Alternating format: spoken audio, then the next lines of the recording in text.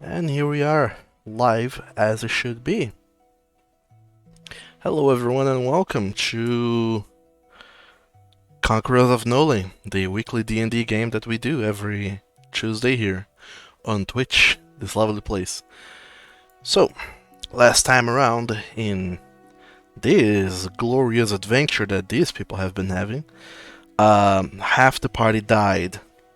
But not really, they didn't die, it just so happens that they haven't been born yet.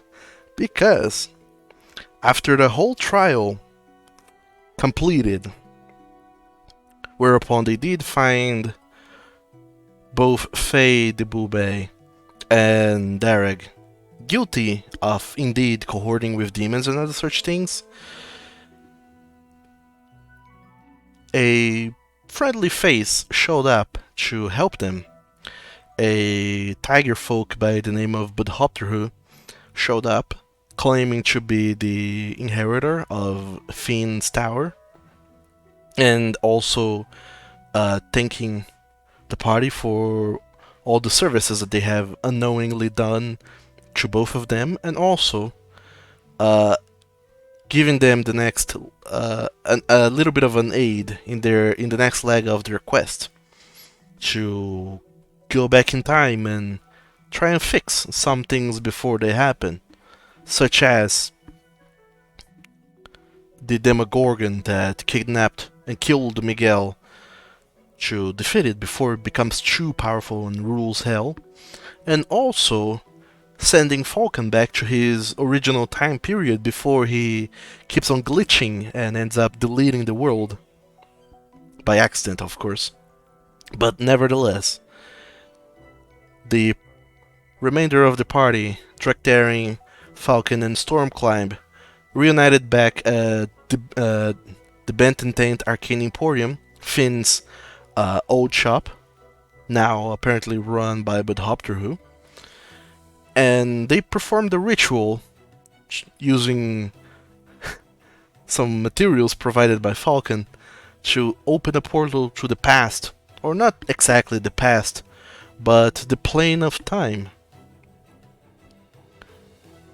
Whereupon the party climbed through the portal, but not Stormclimb, who decided to stay behind, seeing as Budhopter, who is actually a fiend, and so is the creature that killed Miguel, and Stormclimb decided not to trust a fiend to help them achieve their goals, and Stormclimb decided to separate from the party to find his own way of going back to the past by finding Finnessire and his acquaintances and trying his to fix things in his own way.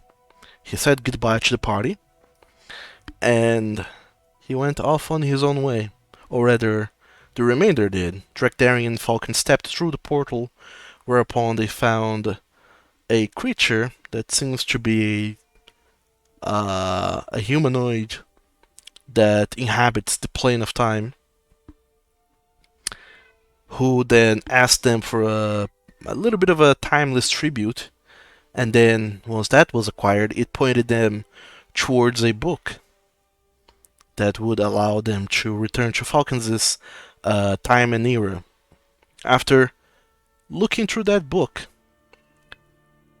Drakdaring and Falcon were yanked away back to the past, 1,000 years ago, during the age of during the Moonfall era.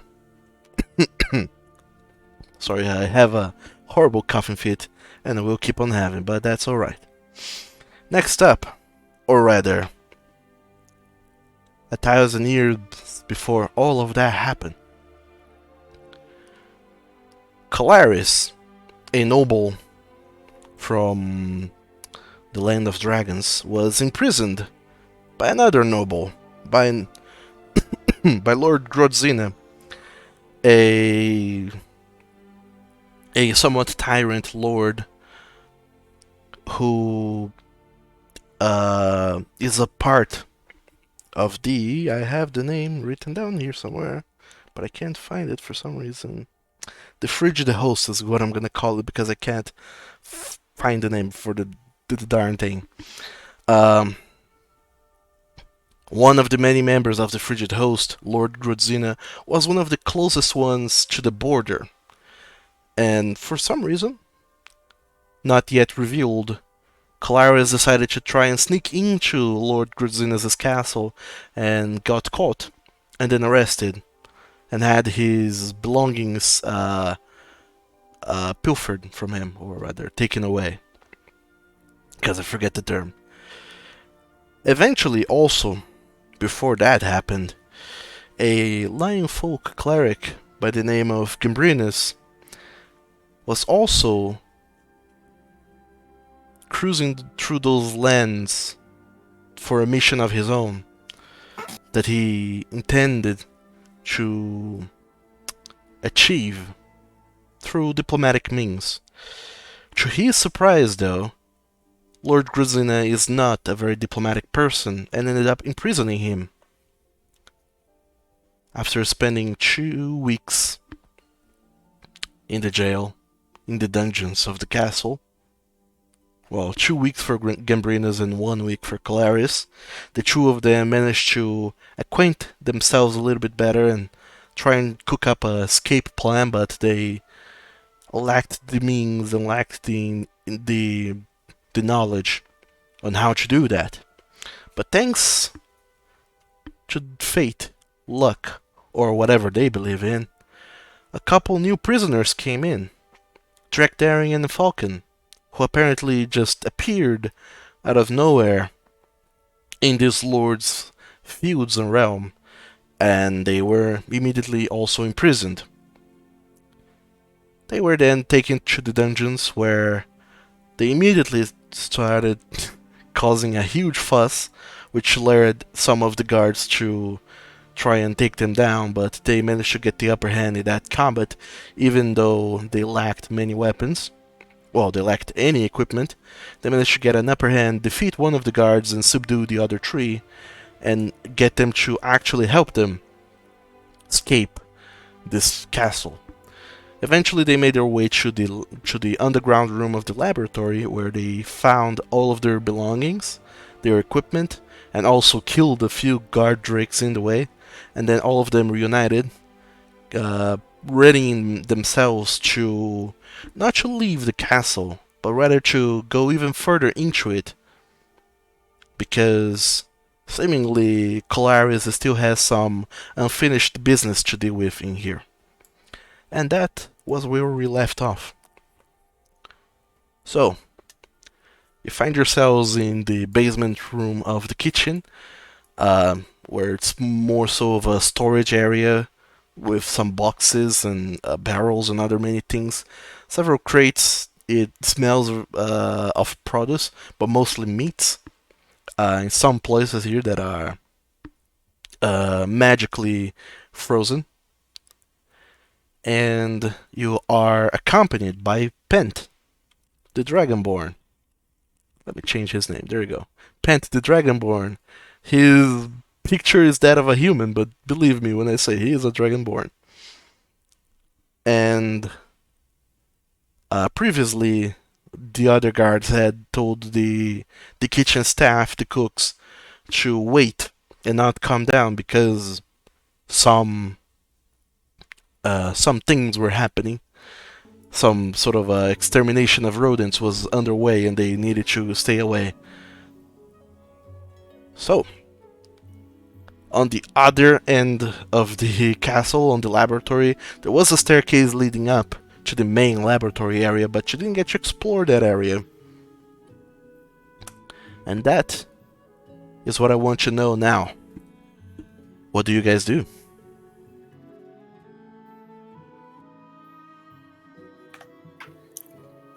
So, we did get an extra outfit from the guard, right? You didn't get it yet, or did you? Sure, you got it. The armory where they keep their armor and other such things is a little bit further down into some other room, but it was no brainer to go over there, fetch it, and then come back. So yeah, you do have a few sets of armor, of uniforms rather. So I cast Alter Self, take Pen, and we can get one other person to just be guards. Go up to the trophy room. I probably will stick out like a sore thumb, so maybe not me. What'd you say? I'm probably gonna stick out like a sore thumb, so maybe not me. Oh, are we talking about dressing up in the... How many outfits do we have? A few. I mean, I would be fine, because Dragonborn, not that tall, yada yada. Mm-hmm. Perhaps me and the lion should just stick around back here. Yeah, okay, I'll wear one of them. So the three of us go grab the sword, come back down. No shenanigans. Easy plan. No shenanigans, but in the case of shenanigans actually happening, do y'all want to take just a quick short rest before advancing? Are you rather tired already? He needs his power spells back. Mm. Hey, listen, it's Yes. it's the determining factor between being able to melt someone's face off and not being able to melt someone's face off. No, that is understandable. Yes, take your time. I mean, we're going to sit down here the whole time, so really, up to you. It's just a breather. I'm perfectly fine with that. So you're all just staying down there in the dungeons, just taking For an hour. a rest for an hour. All right. Hey, they don't know how long it's going to take to clear out these rats. Fair enough. Okay. So all four of you then just take this time to better fit the uniform in your to your forms, making sure that all of your belongings are easily accessible in case you need to fetch a weapon or anything, or tools or whatever you need in case something happens, but also making sure that you're well disguised enough that so nothing untowards happens. You also can go ahead and recover your hit points by using the short rest feature. Those of you who are using D&D Beyond, and those of you using Foundry, I have no idea how wearing Foundry is short rest, but I'm sure you guys will figure that out. It's a little bed button on the profile icon. Well, I don't know. I'm not a player. Oh, I know. In any case, all of you do take your time trying to recover, rest, and also in the meantime talking to Pent about all the small and greater intricacies of Lord Grudazinus' castle, and more or less what is the shift, who's who, what's what, and where are things. And you do find that Pent, albeit very excitable and eager to help, and then escape and become a squire under the Delmarev family, he's not very knowledgeable of this current castle he is at. Albeit a guard, he's of a very low ranking. It's pretty much just cannon fodder. And not all rooms and areas of this castle are accessible to him. Namely the top floor. He's barely ever been there. Except for the main hall, which is I forget the term, but in the ground floor there's the main hall, and there's a double staircase going up, and then on the top floor there's this little not alcove, but thing where you can stand on top of and look down below. You know the name of that. Yeah, that thing. I know what you're describing. that surrounds the room, Huh? and then there's a Balcony? The second floor yes, balcony? a balcony. Yes, thank you. Okay. A falcon. Falcony. A balcony. Yes, there's many eagles that up there, and then there's a double door opening that leads into the throne room, and then he tells you intel that in the throne room there's a set of doors on the back wall that one would imagine leads to the master bedroom, or rather where Lord Grodzina resides. There's a set of double doors to the right, which he knows to lead to the council room, but he has never been.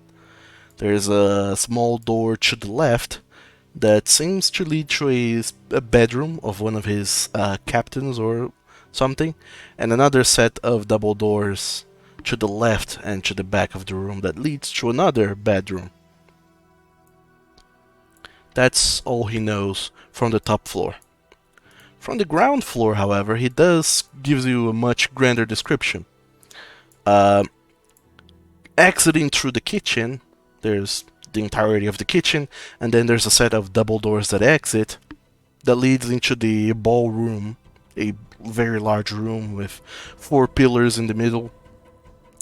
Opposite to it, there's a set of double doors that leads into the upper floor of the laboratory, where arcane experiments can be performed. And then further down below, there's the 2 sets of double doors on either sides. On the right, it leads to the armory, and on the left, it leads to the library. And then going further down south, you go through an archway into the entrance hall, which there's a big statue in front, and then there's that's where the staircases going up are. And then on the very far end, there is the double doors entrance and or exit.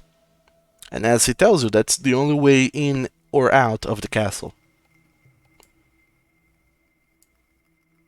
There's no access to the rooftop, and there's no other entrances or exits.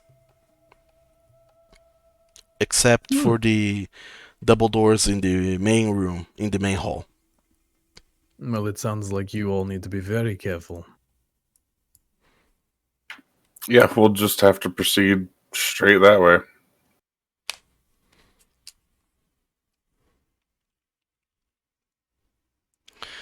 Aside from that, he does tell you that there's many guards and other people around, this being a castle and others. There's a force that is guarding it. The laboratory, there's Augustus, who's whoever runs the laboratory, who has many guard drakes in its employ. You already killed some of them, but he tells you that there's more. That's not all of them. He also tells you that there is, like he said, like they all said before, there's a drake in the castle. And after you inquire a little bit, he tells you a little bit more about this drake. It is actually an adult silver dragon by the name of Faltanan, who resides inside the castle and seems to just wander around. That's quite the guard dog. Who just keeps a dragon in their house? I mean, we keep you in ours. Well, look. That sounds like a much bigger threat than me.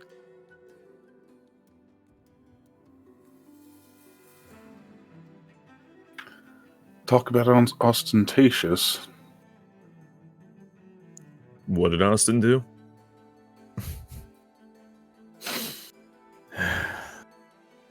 So you have to sneak past a load of guards, potentially the ruler of this place himself, and the dragon. No problem. No problem at all. Well, if you need, like, a distraction at all, that's probably what I'd be good at in this scenario. You want to be a distraction? I don't want to be, but if you need one, I can be quite obnoxiously loud. There is a lot of fragile equipment in the laboratory. It might cause quite a stir and get plenty of guards away. And if you want to pick up those spoons and forks, there's still the utensils I dropped. Well, I could throw those down some stairs or something. Just make a lot of noise. So if that's something you need, a distraction, then I can make that happen. We could also go the really quiet route, and I could always just cast invisibility or something. It's also an option. Yes, and if you guys need a distraction, I have my thaumaturgy spell. I can make the ground shake. I can make some sounds 30 feet away from us. So Just don't we do have, it in my ear again. So we have loud team and quiet team. It seems like a good idea to me. You three? Are you all three going up? You three go invisible. Or however. Go get a sword, we walk out the front door, unscathed. Indeed. Theoretically. I hate to break it to you, but I can really only make one person invisible at a time unless I'm willing to use all the extra magic juice that I got. Well, a smaller retinue of guards walking around then, i.e. -1. That way, the two that are disguised can just talk with someone and you can waltz in invisibly and the sword away. Ooh, the sword away. Well, I mean, whatever the hell you're going to do, magic. Well, hey, Galaris, how do you feel about going solo? If I have to go solo, I will. You're the best at sneaking among us, and again, I could always make you go invisible, and me and Pent can always stand guard. That works. You two stand guard. I go get the sword, come back. Alright, let's hold a vote, quiet or loud. I think quiet's... Even though I am the loud one, I will say quiet is a better idea. Definitely quiet. I guess I'm for quiet. Yes, means- everyone's for quiet. Let's do this quietly then. Well, Alright. then, So, okay. what is the plan? I'm gonna make Calaris invisible. I'm gonna send you on your way. Alright. Maybe scope things out a little bit for us, or if you are able to, grab the rapier and let's get out. How long does your invisible spell last?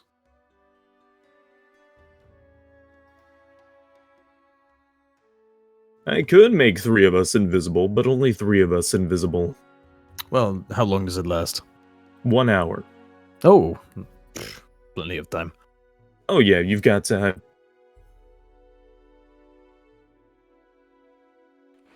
Alright, so you're making only Calaris invisible then. Calaris, yes. Okay, so is Calaris going solo without Pent? Yeah, Pent standing guard. Okay. So you go and do it. Falcon, you go ahead, cast invisibility on Calaris. He vanishes in thin air, and all of his belongings as well. And Pent tries his best to stick close and not bounce on you or anything. Bump into you, rather. When trying to follow your footsteps up the stairs. And then he just turns back to everyone else, giving you all a very hearty thumbs up with a very broad smile on his snout. Everything's gonna be fine, guys. Just you wait. Falcon, are you sure you're not going with him? You know, honestly, I didn't even know he was going. I mean, maybe you should go too. Yeah, wait, what about you two then? We Pent, can stay down here. Pent is just going upstairs to make sure that the chefs don't, the cooks don't come back down. He's going Oh, to right. Oh, stay in the okay. kitchen. He's not gonna follow you outside of the kitchen. So are all three of us staying in the basement, and then he's going solo the whole way? Well, you two are staying in the basement. I'm going to be your prison guard. Oh, wonderful. Just in case someone gets past the squire up there, huh? Exactly.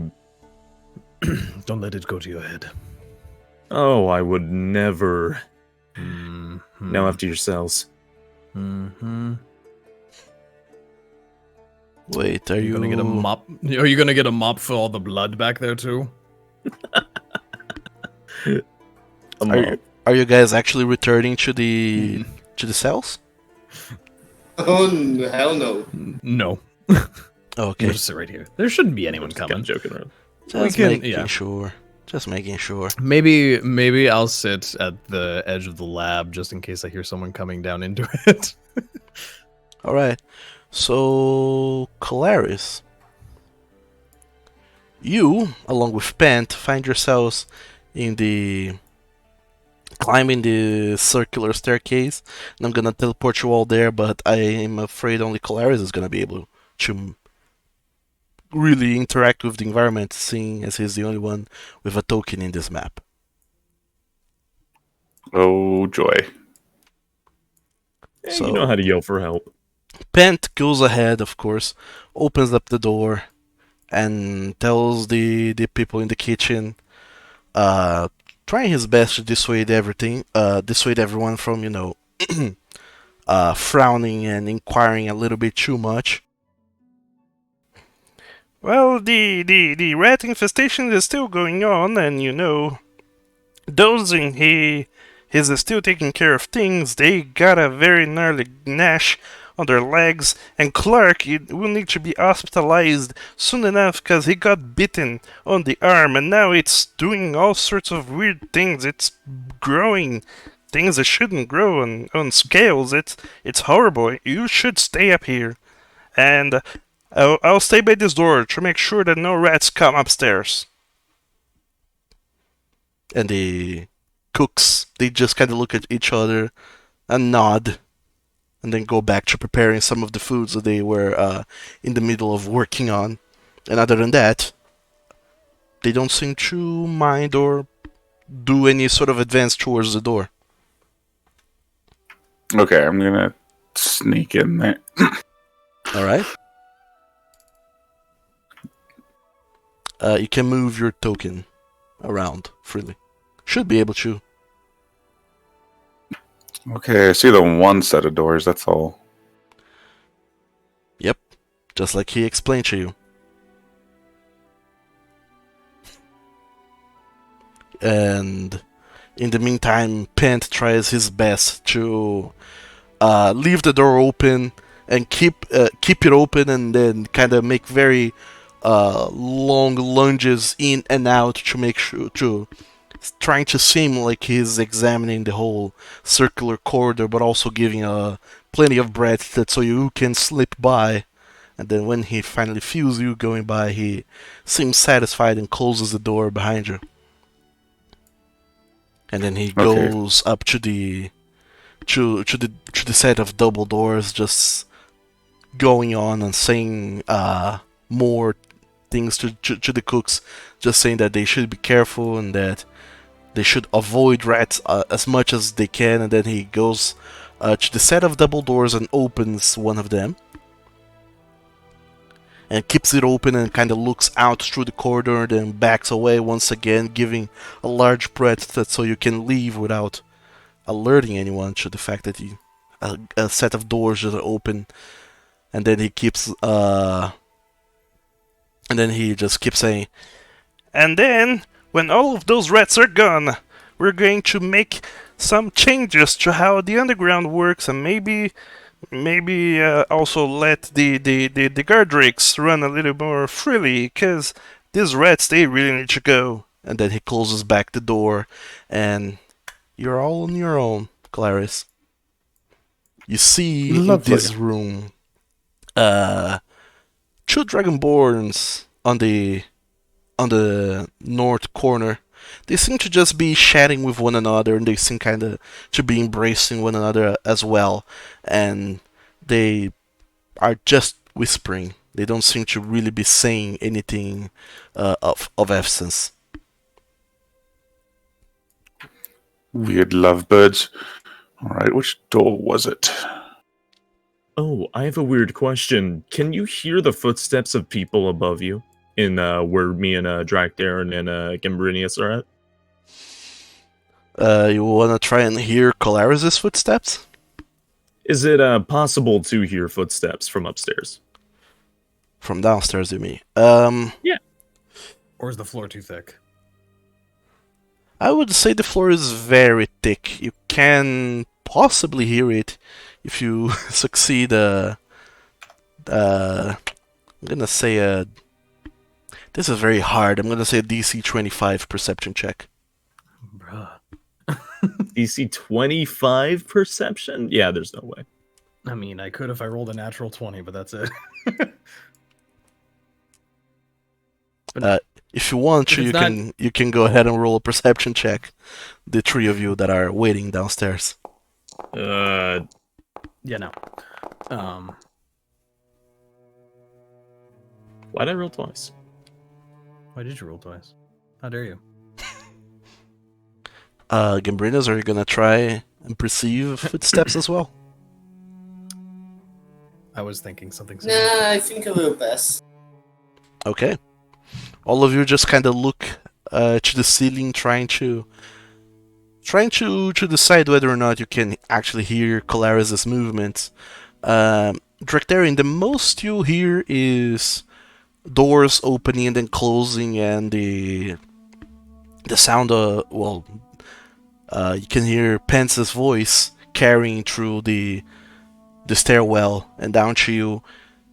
All you're able to hear is him opening the set, getting to the kitchen, saying some things out loud. Another door opening when his voice is very distant, and then the door closing again, and then Pence just keeps on saying some other things, and just kind of all you can really hear is the voice of Pent, as apparently he keeps on going on about things. He makes short breaks in his monologuing, but he resumes it, and from the way that his voice is carrying, it seems like he's pacing back and forth between the set of doors. But that's all you can really perceive. Drak, if you hear Colaris, if you hear their voice, or if you hear anything resembling where they may or may not be, please point me where they might be from down here. I'm not so sure, but I can keep an ear out. I mostly just hear that loud squire. Well, if you hear a door, or if you hear him talk, just let me know, okay? Yeah, I will try. So, Colaris, you do see a set of doors, two sets of double doors on the opposite wall. Another set of double doors on the same wall but a bit further down, and also an archway further down that seems to lead into the main big hall. So, from Penn's instructions, would I know that which set to go through? Depends on where you're trying to go. Just straight to the trophy room. Straight to the trophy room, you would need to go down through the archway, climb up the stairs, and then on the top floor, just take the first set of doors to the right. Although, you're not entirely sure if that's really the place, because all he ever said is that that's where he thinks it is. He's never gone in. Also, as you approach the archway, you see a massive dragon idly playing with a statue in the main entrance hall. It seems sort of just bored, analyzing it, kind of touching it here and there, prodding, kind of sniffing and kind of brushing its talons against it, trying to. Almost seems like it's cleaning this statue, and you. For the one moment that your mind isn't paralyzed anymore with a healthy dose of fear and caution, you realize that this dragon seems to be tending to and polishing a statue after its own likeness. But there is a dragon in your way, and it's very much awake. Okay, this is interesting. Let me mess around with some measurements here.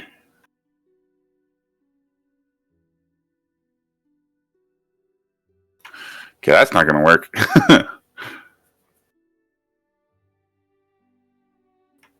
I am invisible. It has other perception. Ugh. I just need to head to the stairs.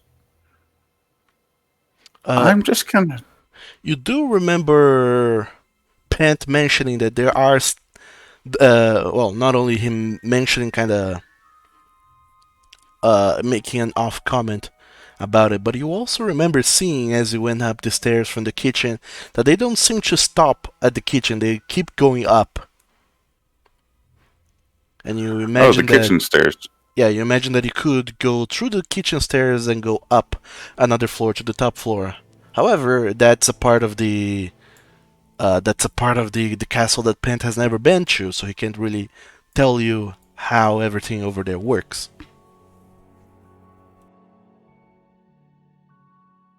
So you make your way back to the set of double doors that leads towards the kitchen, and they are closed now. I'm just gonna knock on them. Just knock on the doors? Yeah, I'm invisible. I'm gonna knock on the door. Alright, let me roll some dice here. Kiss.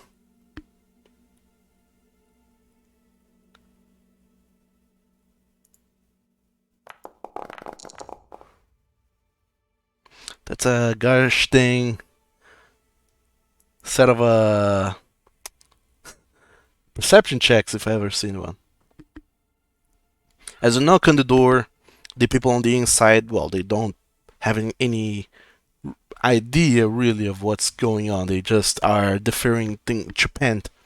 But you do notice that as you knock on the door, one of the Dragonborns that are sitting on the corner of the room, he seems to cock his head towards the door and furrow his eyes for a little moment.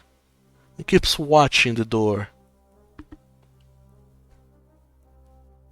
And it seems like, even though he doesn't seem to see you, he is paying attention to the door. And eventually, you hear the voice of Pent picking up once again, just say, and if I don't know, if those rats came over, it would be tragic. Imagine if they managed to take hold and make nests all over the castle. And eventually he comes by, opens the doors, looks out towards the corridor. He, towards the hall. He sees the two Dragonborn in the bench, and one of them kind of looks very curiously towards him, and Pent just kind of raises an arm, waves a little bit. Don't worry, we're just standing with rats here. It seems like they're growing bigger and smarter with every moment. Gotta pay attention to them. Let me know if you see any rats in this castle. Let the guard know. And then he kinda just walks outside, takes a couple steps, puts his hands on his waist, looks to one side, looks to another, giving you plenty of time to get inside before he just kinda sighs and says, well, there seems that there are no rats in here. My job is done. For now. And then he returns. And then he just repeats the same thing. He opens up the staircase door to you as he paces back and forth. And Drekdaring, you can hear now that the door to the staircase has been opened. I think someone's coming back. I'm just gonna tap Pen a few times as I've walked past, just to let him know I slipped through. Pant, he kind of looks a little bit alarmed and said, You two just stay there and I'll be right back. Maybe I think I heard a big rat skittering by. Just a moment." And then he goes through the door and closes it and is with you on the other side. Yes? Big dragon in the main hall. Gonna go upstairs. Through this stairwell. I'm certainly not getting past a dragon. That you were not indeed. I believe that the upstairs here leads to the council room, but like I said, I've never been, and I don't know anything about that. So you do be careful, mister. Will do. Okay, do I perceive any noise coming from upstairs from where I am? Make a perception check, Clarice.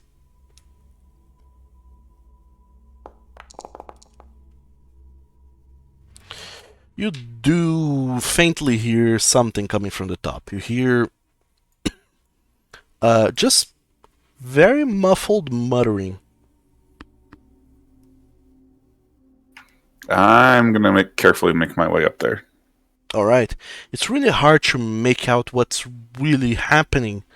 What this muttering is. You just hear the sound of someone seemingly talking mostly to themselves. You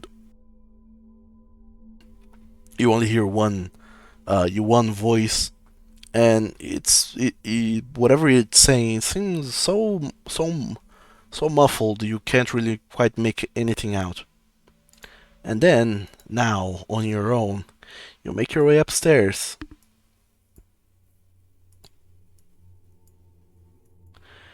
To another identical staircase, but now, this time around, it leads you to a set of double doors. And this time around, you don't have Pant with you to lead the way or tell you of what lies ahead. Besides, as you climb the stairs, everything is incredibly dark, and you have no light source to light your way. Do I feel my way to the door? Is that a thing? Yeah, you easily enough feel your way towards the door. You don't have dark vision? I am the one without dark vision, apparently. Oh, that's not good. I just want to put my ear to the door, see if I can't hear any better. Sure, you put your ear to the door and you do hear on the other side a muttering, the same thing you were hearing before, but now a little bit more clearly. It's still very hard to make out what this person is saying, but you get the sense that this person is talking to themselves and just going through ideas and just rehearsing plans and conversations and other such things, but not really talking to anyone. This person seems also a little bit distracted, if you were to say so. Okay, I'm gonna see if the door is locked. You gently and very slowly try the handles, and it does seem to be locked. Great. Okay, I'm gonna pick it. Okay, go ahead and make a thieves' tool check. Now I need to find this.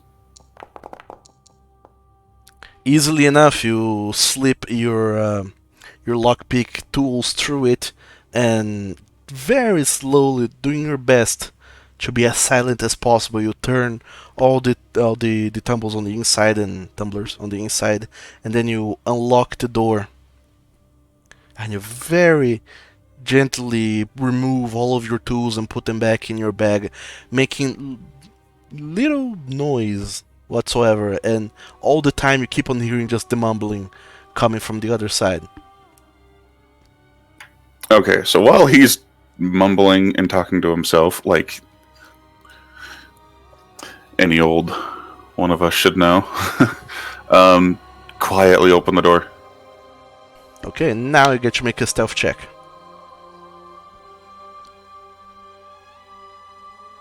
Oh, come on. Let's try to roll more than 3 this time. You can do it. Are you kidding me? Do you get any advantage for being invisible? I do think you do. I don't I know. believe you. What gives you does advantage the- on stealth, doesn't it? Let's check out invisibility. No, actually, there's no ruling on it. Just invisible. Well, actually, let's see what invisible does. Well, Invisible. An invisible creature is impossible to see without the aid of magic or special sense. Attack roll, or for the purpose of hiding, the creature is heavily obscured. The creature's location can be detected by any noise it makes or any tracks it leaves. Attack rolls against the creature have disadvantage, and the creature's attack rolls have advantage. so you do make a Sound. little bit of noise as you push the door open. What you didn't realize is that the lock that was holding the door tight was a type of padlock. And when you push the door open, it seems to finally slide off the hinges of the door and collapses on the ground. And that is what makes noise. And as soon as you open the door just a little bit, the guy that was muttering to himself and concentrating on some papers on the table, he seems to notice something is amiss. He instantly lifts his head and looks backward towards the door, and to no one's surprise, sees nothing. He then stands up and starts making his way towards the door. Okay, so what I want to do is cast Minor Illusion and... Oh, what noise do I want to make? Maybe just a really loud rat noise. Some really loud squeaks and scratches at the 30-foot distance behind him. I would recommend against casting spells because it breaks invisibility. Oh, it does, doesn't it? It does.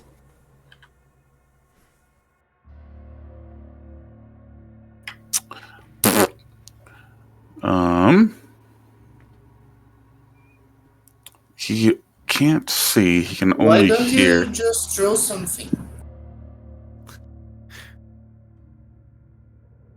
Because the guy's looking right at him. Yeah. You can't just hide. You are invisible. Yeah, I was just thinking, like, if that's the case, I'm just gonna few steps back and let him come look Tiptoe. through the window. So you quickly take a few steps back, and the guy, he approaches the door, looks at it, furrows his brow, and then starts examining. He crouches down, picks up the lock, looks at it, then looks at the door, gets up, pulls open the two doors, looks on the inside, and he keeps looking, trying to perceive something. If there's 2 doors open, I want to see if I can't slip past him. You see that he, holding the lock in one hand, he kind of pulls his hand on his waist where therein lies a longsword, and he starts walking indoors down the corridor. But not before actually making it back to the table and picking up a candle. Okay, while he's picking up the candle, I'm gonna step inside. Alright. You step inside, and then he picks up the candle and he goes a little bit further into the corridor, kind of making sure that everything is lit, and he just starts investigating. And while he's investigating, I'm gonna go check and see if these doors are locked. You check, and these doors are not locked. Okay, I'm gonna slowly open the one in front of me. Sure, easy enough. You just open it, and there's nothing inside. It's just a long corridor. You can't Okay. see the end of it because it's very dark. I'm gonna step inside and close the doors behind me. Alright, you do that. Easy enough. And since I can't see too well, I'm just gonna walk slowly down the corridor. Sure. You keep on walking, feeling your way around, putting your hands on the walls, and I would allow you to make an investigation check to make sure you don't trip and fall on anything. Oh, I trip. You don't trip per se. You manage to not bonk your head against anything or make any untoward noises as you go feeling your way around. The wooden floor kind of creaks a little bit here and there, but it seems that this corridor is kind of cramped enough so that it doesn't creak that much. And as you're going down, you do seem to find something on the ground. You seem to find a half, well, not half eaten, but almost thoroughly eaten apple that has been just kind of abandoned there and is rotting. And you see a rodent that seems to be eating at it, but it more so just kind of sense it and kind of very hardly see it, more so than you actually see the rat there, because everything's dark. God, disgusting. But in the back of your mind, you keep thinking, maybe this whole talk of pent and rats is getting to you. And you shake the thought and try to ignore that and just keep on. You have an objective to fulfill. So, I make it to this set of double doors, it looks like. And as you kind of test them, they also seem to be open. Okay, once again, slowly creak one open. Okay, you open up the doors, and it leads to another stairwell, rather. This set of stairs, they just seem to go down. They don't seem to go up, much like the other set of stairs you used to come in. This is the last floor they reach. They don't go any further upwards. And there's like no other doors, there's just the stairwell. It's very dark as you go feeling through the walls. It takes you some time to really go around the entire place, but you do sense that there is another set of doors. Sorry, to the south. You know what? I'm gonna listen at this door. Okay, make a perception check.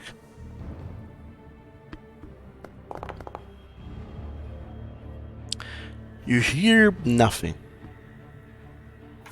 Alright, is this door... A very distant skittering of a rat. is this door locked? It does not seem to be.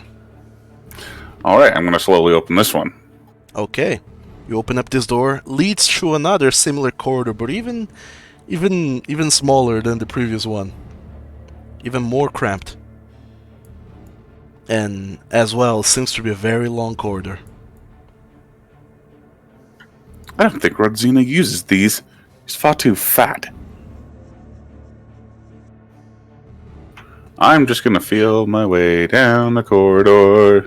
Alright, making me another investigation check. And this corridor is incredibly more so cramped than the others. You get the sense that these are...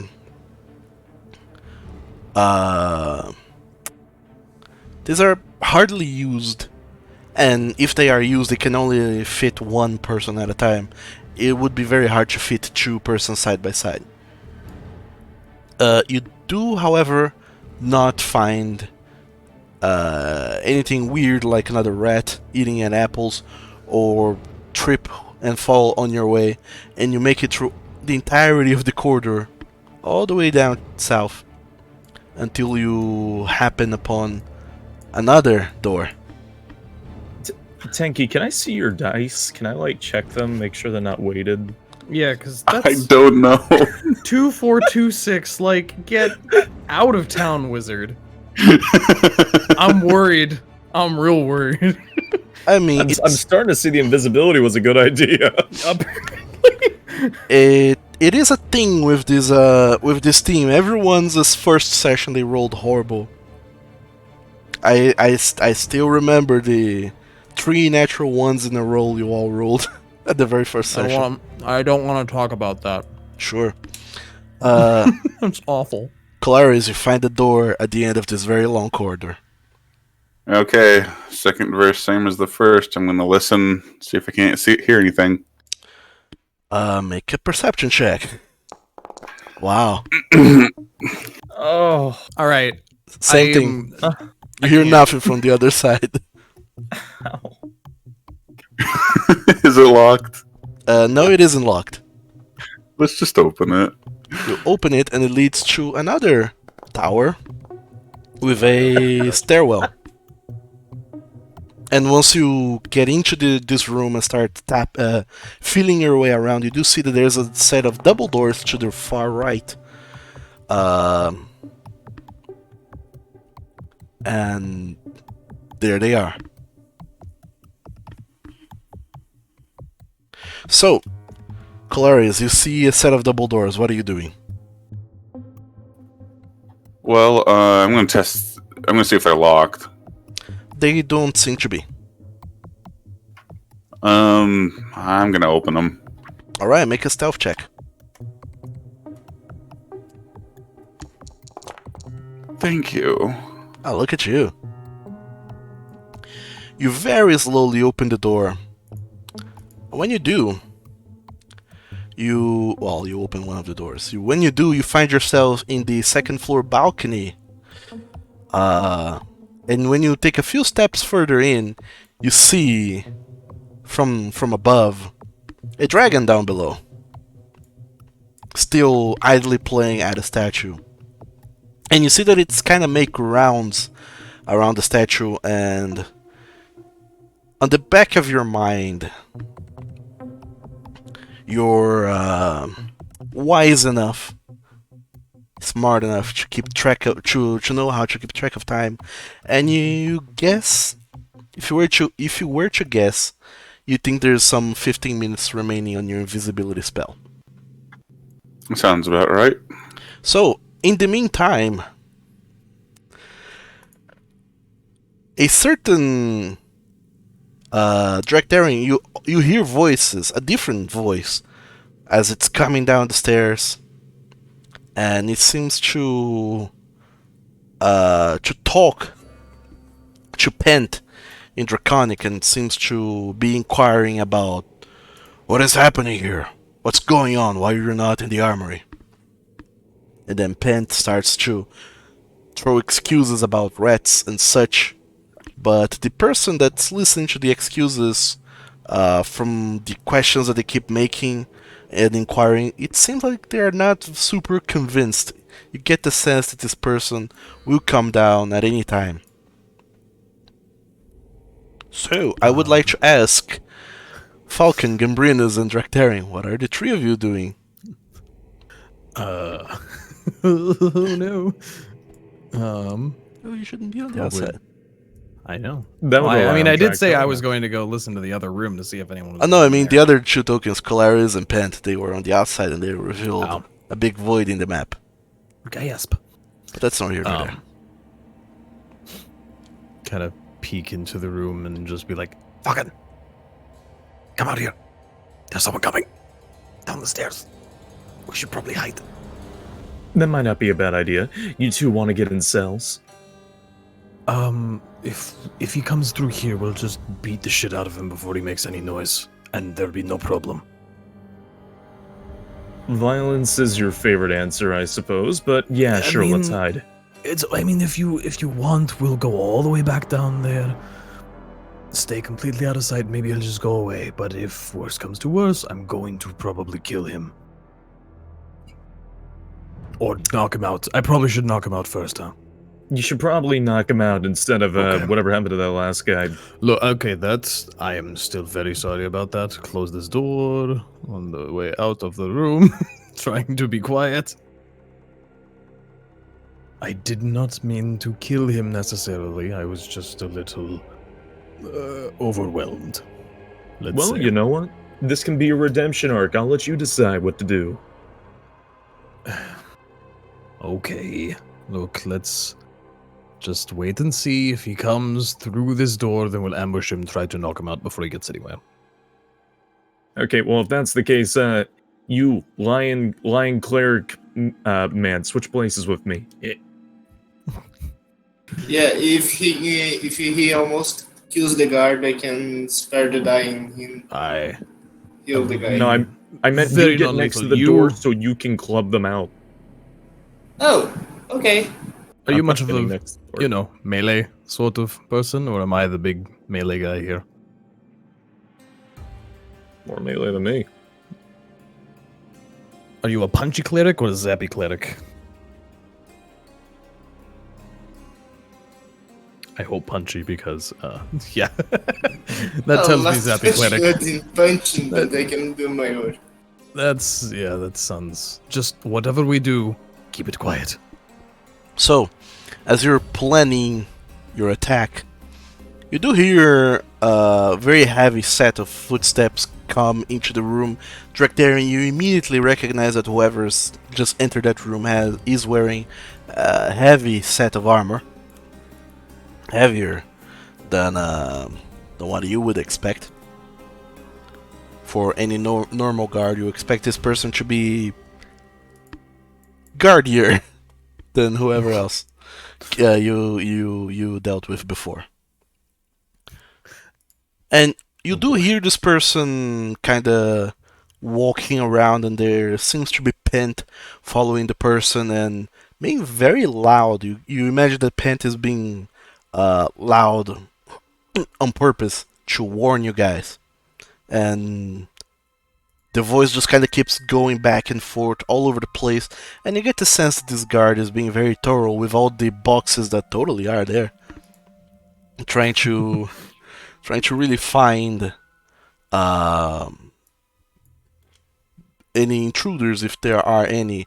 And this person seems to be very thorough in where they are going. Are you going to be doing any further type of preparation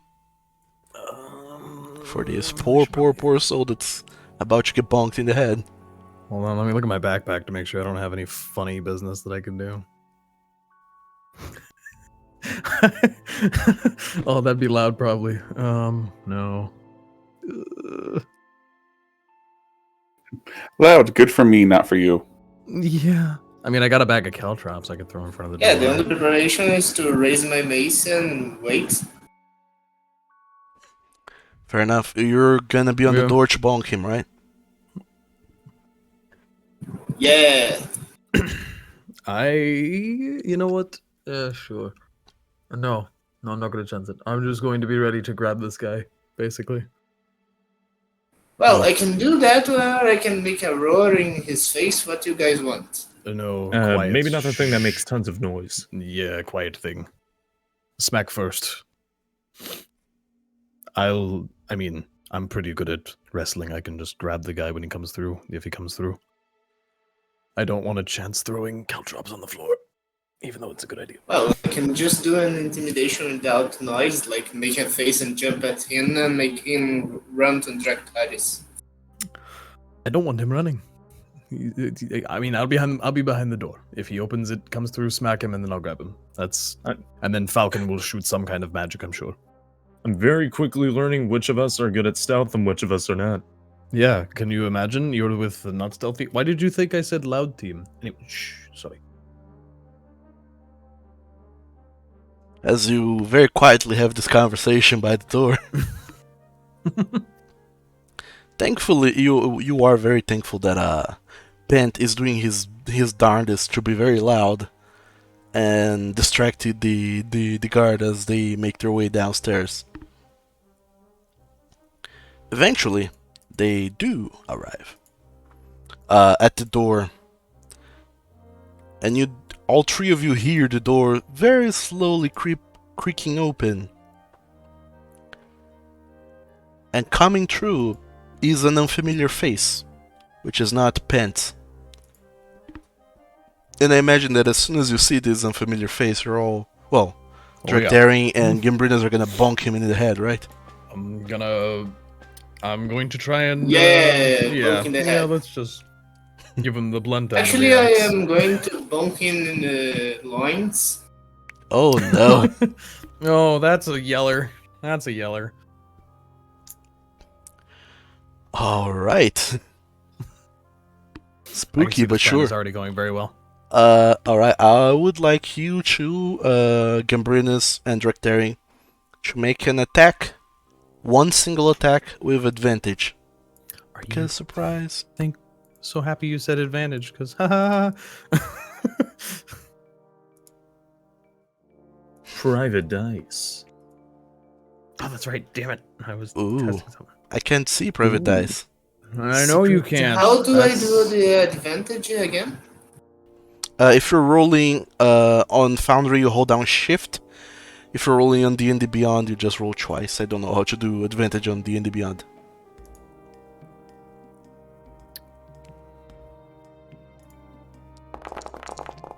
Jeez Louise. These dice are rigged. Oh boy. 1 and a 3. Like, come on. So Your damage. Drakdaring, you completely whiff with your attack, and Gambrinus, you actually roll damage. Gotta roll that 2 hit. Shit. It's a That's 19 better. and a 19. Wow. All right, that's cheating.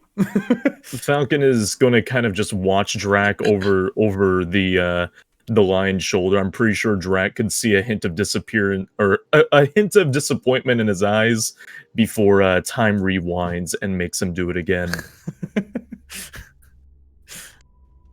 If I can find where my ability is.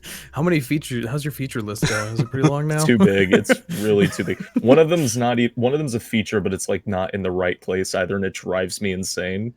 Neat. I don't even know where did it go? Where's my?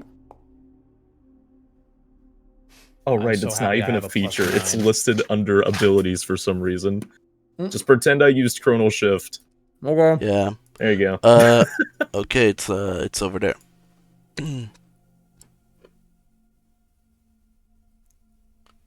Okay. I still rolled like crap. 15, unfortunately, is going to miss. Yep. However, Gambrinus, you do hit with that 19, so you can go ahead and roll damage. Or rather, I can use that previous damage you rolled of 6. Yeah, just go with that.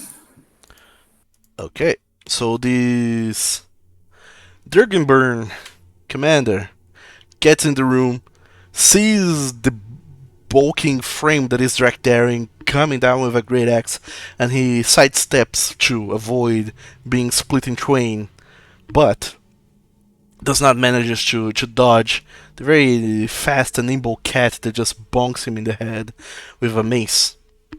And once that happens, he looks around, notices all three of you hiding here, and it seems like he's getting ready to start to yell intruders. But before that happens, I would like everyone to go ahead and roll for initiative, except for you, Calaris, you're gonna sit this one out, unfortunately. He's upstairs. I would love to point out, Drac, that you can still see Falcon looking like he's already snapped his fingers, and though you may have not known what happened, you can definitely figure what happened by his look of sheer agitation directed towards you. I'm sorry. This is what happens when I try to be non-lethal. Alright, that's it. I'm gonna throw my entire computer if these dice keep doing this. Wow. Starting to think y'all are cursed. Today is the day the Hold party on. dies. I gotta test it. Gotta test with a real one real quick. Nope, it's fine. Real dice are fine. Everyone viewing from home can ignore Calaris and Pent on the upper right corner. They're not there. So, Falcon, you get to go first. What are you doing? Oh, wonderful. The one with 1,500 options has to decide what to do now. This would be really fucked up. I mean, You can always delay your turn if you would rather. Considering, and I see that initiative order, hold on, let me do some You quick gotta math. do something.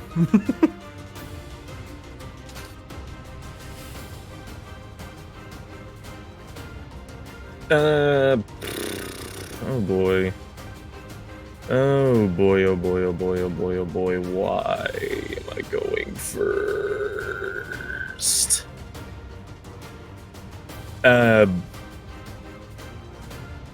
Okay, I'm going to try using momentary stasis. I'm gonna try and freeze time on this dude.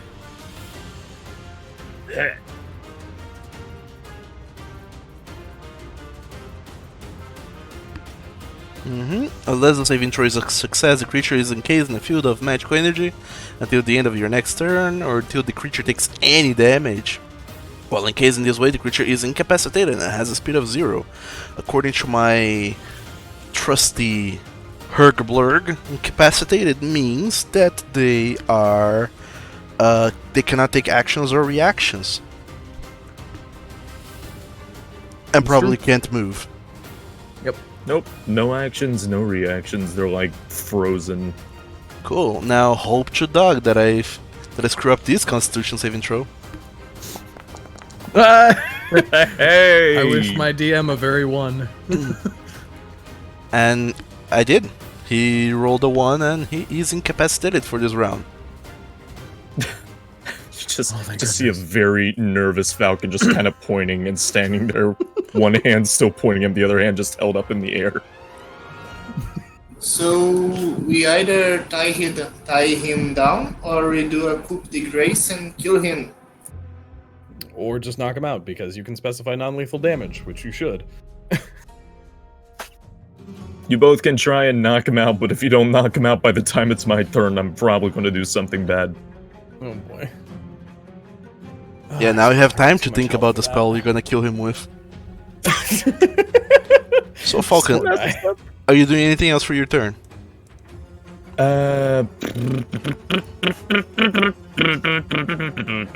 Oh, technically that's not casting a spell. Oh, shit! Technically Okay, not, but it is an action. It is an action. No, I do nothing. That's it. That's my turn. Alright, you don't even move. The guy is incapacitated, so that's a huge shame for him. Next up is Gimbrinus.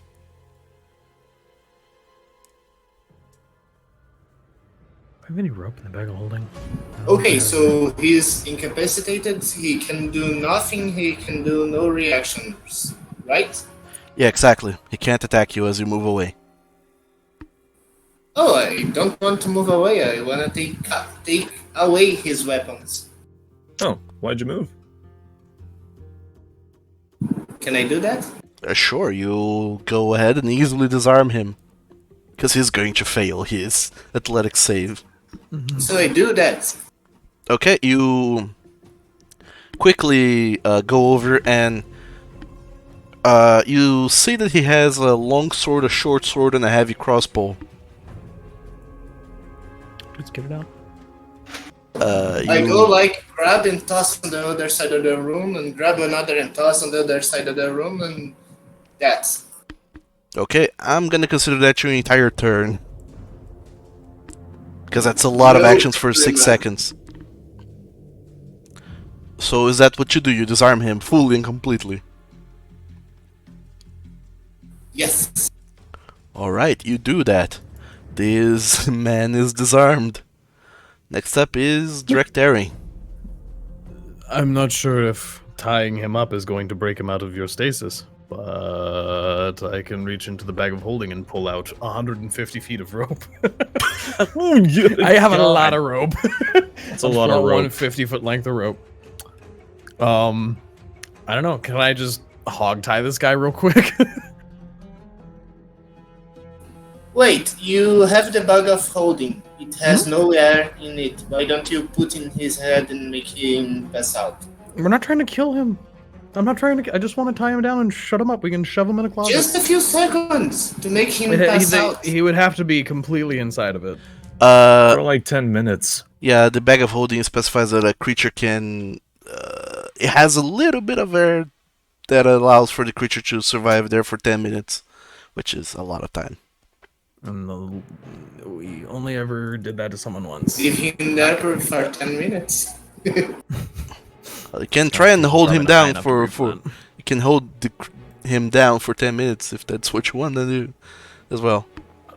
Well, the problem is getting him inside, but he cannot do anything to fight, so...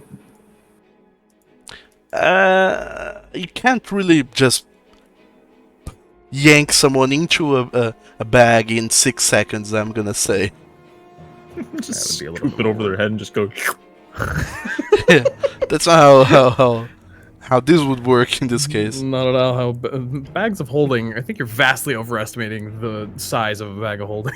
Yeah. We fit a chair in there. It's well, yeah, with some effort and a lot of time. I'm just gonna hog tie this guy. Yeah, we could either knock him out or we can do that. Hog tie his mouth as well. Please. Yeah, I was gonna say bind and gag, which Okay. might take a couple turns, but So you use your 6 seconds very wisely, just kind of lassoing him with the. I'm gonna say that you already leave like one end of one of your many lengths of rope with a lasso at the end, so you can quickly do this maneuver. it's my trap rope. With the amount of times you've been doing this, and then you just kind of toss the rope on him, lasso him, and then start trying to hog tie him. Which, to be fair, is done very fast, but let's see just how fast. Make the sleight of hand check. Oh, good. Something I'm not good at. Oh, Just to see if he Jesus, gets another turn or not. Just why? Ooh, looks like someone might be getting a turn. Falcon, what are you doing?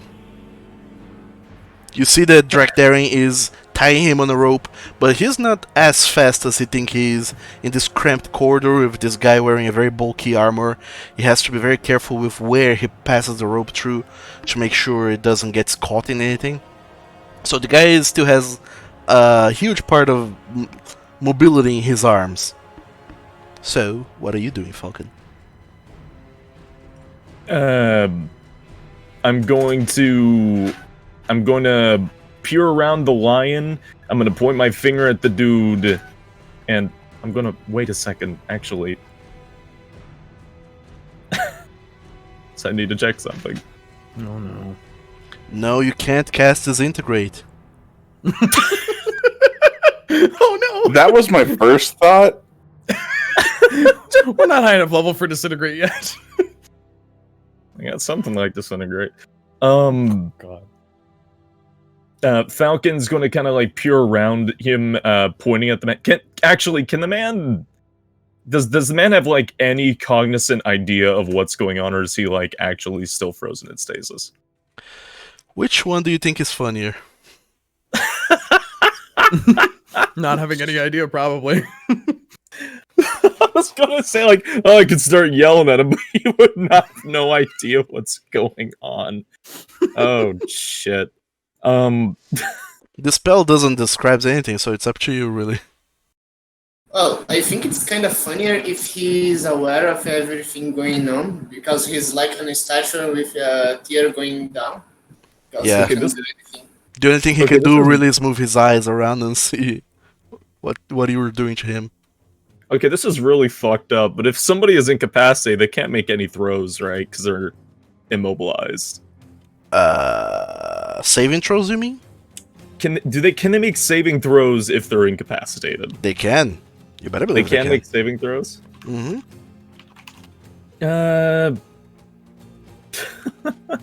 I mean, at least Yeah. mental saving throws they can. Maybe not physical, but Maybe not physical. I was thinking about just freezing him again. Poor guy. yeah, because otherwise it would be broken. That Do you it! you force him to make a con save, he fails, and then you can just keep on doing the same con save, and he wouldn't get a chance. He will get he can make saving throws. Although, because he can't, his speed is 0, I believe that something happens with your dexterity saving throw if you can't take reactions or your speed is 0, but I don't know, so... The rules for this are not well They're described. very not described, in fact, at all. The best I can come up with is that technically he is also restrained. From the waist down, at least. Yeah, and restraint gives disadvantage on dex saves, so that's what I'm giving you. On deck saves. Okay, what is this? Oh no, that's Constitution too? Really? Is all my shit Constitution? Are you shitting me? There's a lot of stuff that is Except for Constitution. Fireball. I know for a fact Fireball's a dex save. I don't think... Please don't throw a Fireball. I don't think Fireball is the right idea for this. I mean, I don't know. It usually works. Said no wizard ever. Yeah, right? Okay, How wizard alright. are you? Literally Fireball, everyone man. in this room will light on fire. I No, don't do think not. that's a good idea. Nope. You don't realize how big a 20-foot radius is until you start measuring out the 20-foot radius. So Falcon, what are you doing with your turn? Shit. Okay, this is my only question to the DM. Can he hear what we're saying? Does he know what we're saying? Well, we decided that he is aware of what's going around him, so yeah, he can hear what you're saying. He can hear what we're saying. Okay, I'm going to not cast Disintegrate. I'm going to It sounds warbly, almost as if he's underwater, but he can hear you. I'm going to I'm gonna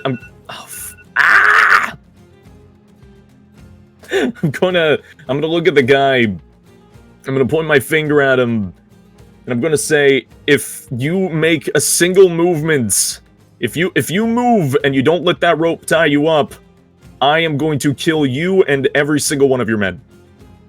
Every single one of them. If you say a single word, if you make a single sound before that rope is done tying you up, I will end your life. Are you trying to intimidate him? I'm trying to intimidate. It's a pretty solid threat, though. I mean... I'm just giggling too much and I can't sound serious. I'm sorry. You do be smart doing that. Sure, Laughing over the fireball thing. I'll allow you an intimidation roll. Despite everything, it's just a normal roll. It's not with advantage. I'm going to use forceful presence to give me advantage. I knew you would. That's the one thing I Wait got. a minute, can you use that feature again? Isn't that once After a day? a short rest. Look at you. Very good. Look at me, I'm learning what feats do.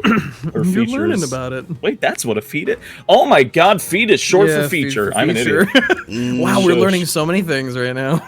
Wow, D&D is a far out game. Where the hell Far. is this freaking intimidation? I can't find. Wow, In I the speak eyes, usually. Portuguese and I knew that. Whoops. It's under I. All right, let's How can you see get if good rolls. let's see if he gets intimidated. I'm intimidated. It's going to be tricky to beat that 17 with a +0. He doesn't.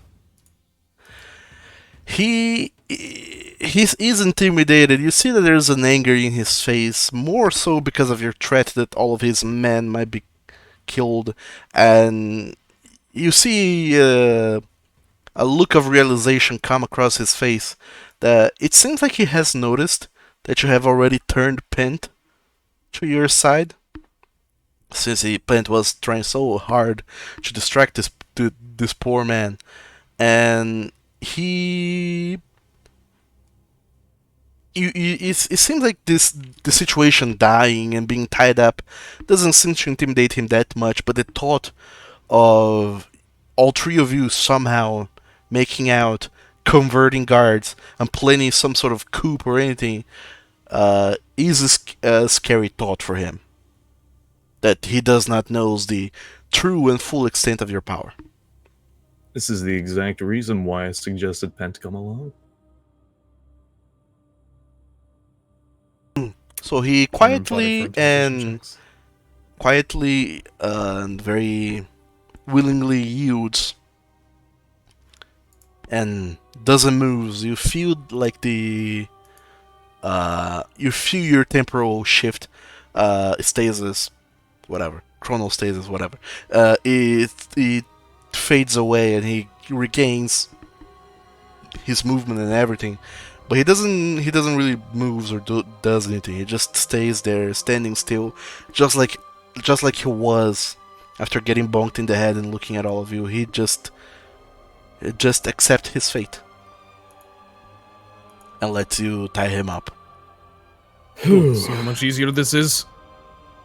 But I will put a gag in his mouth, just to make sure. Of course. Well, that is wise, one would say. And kind of dust my hands off, like, okay. I'm not used to plans going to plan. Good work. It And sounds don't- like you may have needed a decent strategist. Look, I missed, okay? I noticed you didn't miss once. No, did you do the thing that you do? I don't know what you're talking about. So, as all three of you start to decide what to do with this man that just appeared and you don't know who this is. The only person that knows who this is Pent, who at this moment was kind of hanging back, and then he rushes in, trying his best to stay out of view from this guy. That so, in case you all fail, he maybe not get deported or anything. And as the three of you keep on deciding what to do with this guy, by the way, what are you going to do with this guy? We're gonna put him in a cell. Yeah. Yep. That's exactly what I was thinking. Shove him in the closet. Where do Yep. we put people we don't like? We put them in the closet. You're throwing him into the cell. Yep. All right. Yeah, we're gonna put him in a cell for safekeeping so he doesn't get hurt or something. You start to make your way towards the cell, going through the set of double doors, then the grates, and when you turn around and enter the corridor to the cells proper, you see that he kind of stops on his heels and doesn't budge for a little moment when he witnesses one of his companions lying dead on the floor on a puddle of blood and already a couple rats nibbling at him. Look, if you don't want to end up like him, I suggest you keep moving. And I'll just kind of poke him in the... well, I guess he's wearing armor, it wouldn't be that effective. Yeah. He doesn't move when you try to push him. He sort of just turns around and kind of keeps looking at you. It seems like he wants to say something. But he is gagged. I know you I'm just love your kinda- men, and we're very sorry for what happened to him. And we don't want this to happen to anyone else. So we're going to put you here, and none of your men are going to be hurt, but we need you to cooperate. We're very sorry for what happened to this man here today.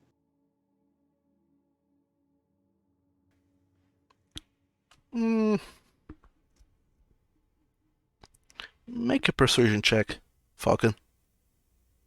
Ba-dum.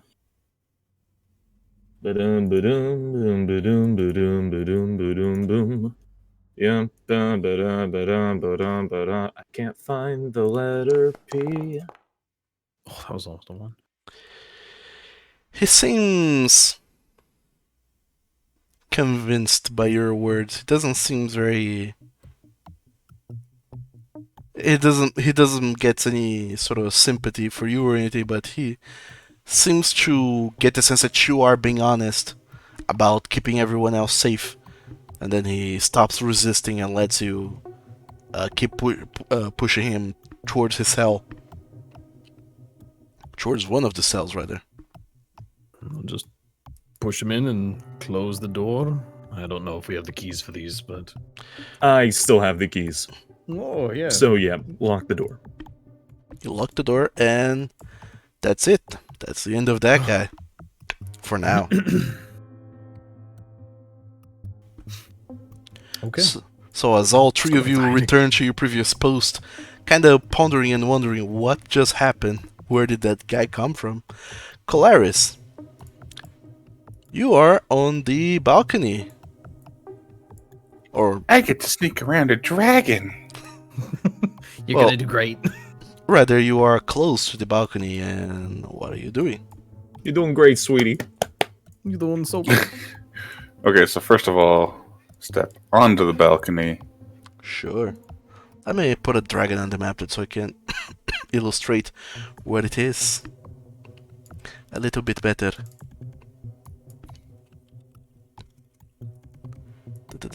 It is here-ish, but on the bottom floor. Right. And there's a chandelier on top that is illuminating this room fairly well. There's sconces at the edge, close to most sets of doors, entrances. That's a And this fair- is the top floor, right? This is the toppest floor. It doesn't go any further up than this. So do I know which, from Pence instructions, which is probably the trophy room? You, from what you recall, it might be the doors immediately across from you. Okay, I'm gonna try to work. I'm gonna work my way over there. All right. Are you stealthy? Well, yeah, definitely stealthing. Even if, how much time is left on the invisibility? Still 15 minutes ish. Still 15. All right, yeah. Quietly work my way over there. Okay, make a stealth check. Oh, come on, roll more than 5. Hey, I'm Hey. proud of you. There we go. Double digits. Wow, finally. You very quietly now, since there doesn't seem to be any sort of weird things in your way, it's very well lit. There's no locks and unknown obstacles on the other side of doors and walls or anything. You manage to make your way fairly easily and quickly too to the other side of this balcony, not being seen by anything. And even if something could see you, even though you are invisible, you still take precaution to duck behind this chest-high wall, or whatever it's called, railing, as you make your way to the other side, to the set of double doors. And you very quickly try the doors to see if they are open. It does seem to be open. You crack it open just a little bit, and sneak into this next room before the dragon has any chance of perceiving you. And then you take one step inside, and I imagine you close the door behind you. Yeah, let's close that door. Alright. So, Clarice, once you close the door and look behind you, you find yourself inside a very large treasury room that, much like all the other corners of the castle, you're noticing this now, has a set of staircases going up and down. We imagine that they connect all floors. You haven't tested this theory yet, and you don't know what lies in the way, but it seems like you could use this staircase to reach the bottom floor if you want. Cool.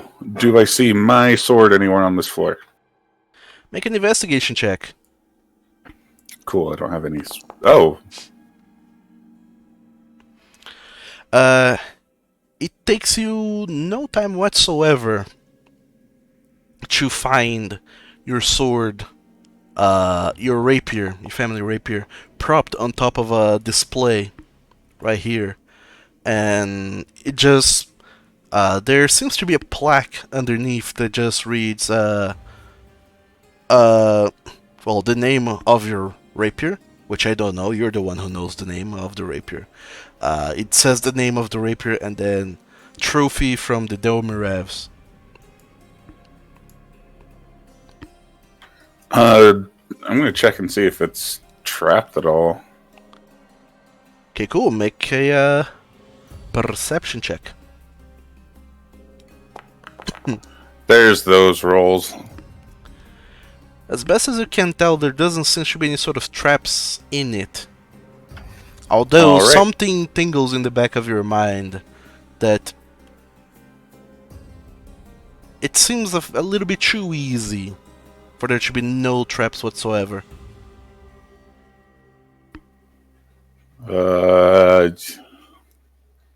I'm gonna take it. I'm gonna go out and grab it. Okay, cool. You put both of your hands around your one on the body of the sword, on the blade itself, and another one on the handle. You allow your talons to close around it, and then when you pull it away from the little pedestal, it comes without any resistance whatsoever. And when you pull it and drag it close to you, you feel finally complete, as if something that you didn't really notice had been taken away from you, and now it has been returned. You feel almost like you have retrieved an arm that you didn't know you lost. And with this rapier in your hands, you feel like a huge wrong has been righted, as you acquire your ancestral family blade.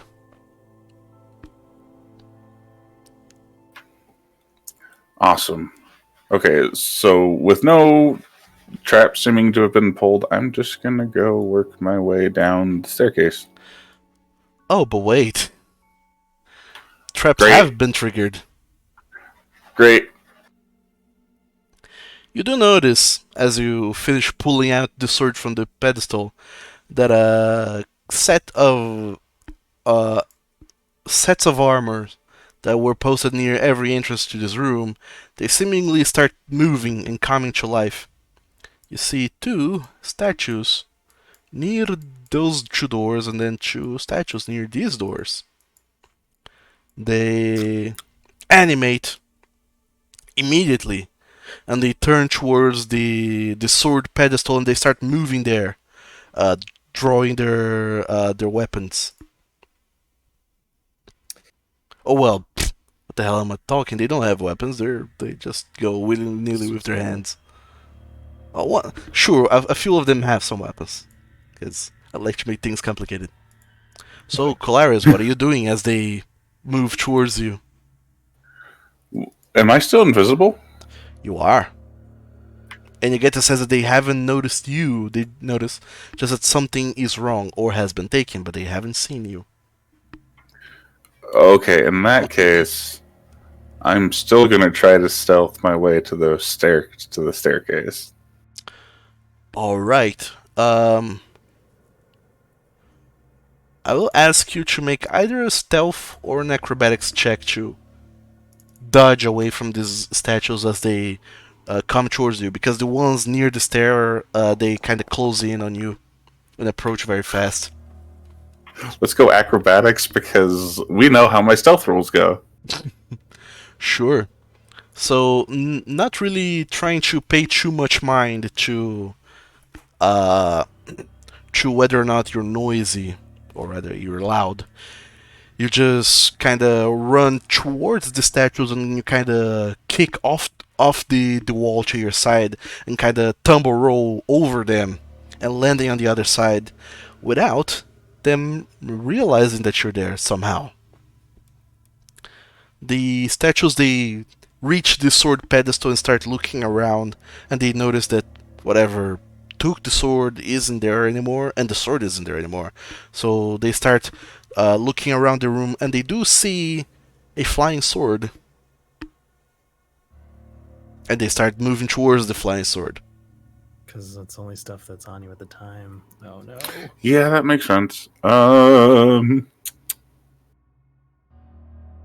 have moved past them, though. Anything that the wearer is carrying does become invisible. When the spell is cast. Casting it. When the spell is cast? If I remember the wording, that's how it works. The creature you touch becomes invisible till spells. Anything the target is wearing or carrying is invisible as long as it's on their person. Does not say when it's cast. weird. Well, that's not how we ruled last time. We did the invisibility shenanigans with the crabs. Oh. Who did I make invisible? Oh, right, Stormclimb. Mm-hmm. So they do see a flying sword. You know what? Since invisibility is going to break soon anyway, I kind of want to cast Grace. Sure. It seems fair enough. So you're casting grease on this whole area here. In front of the stairs.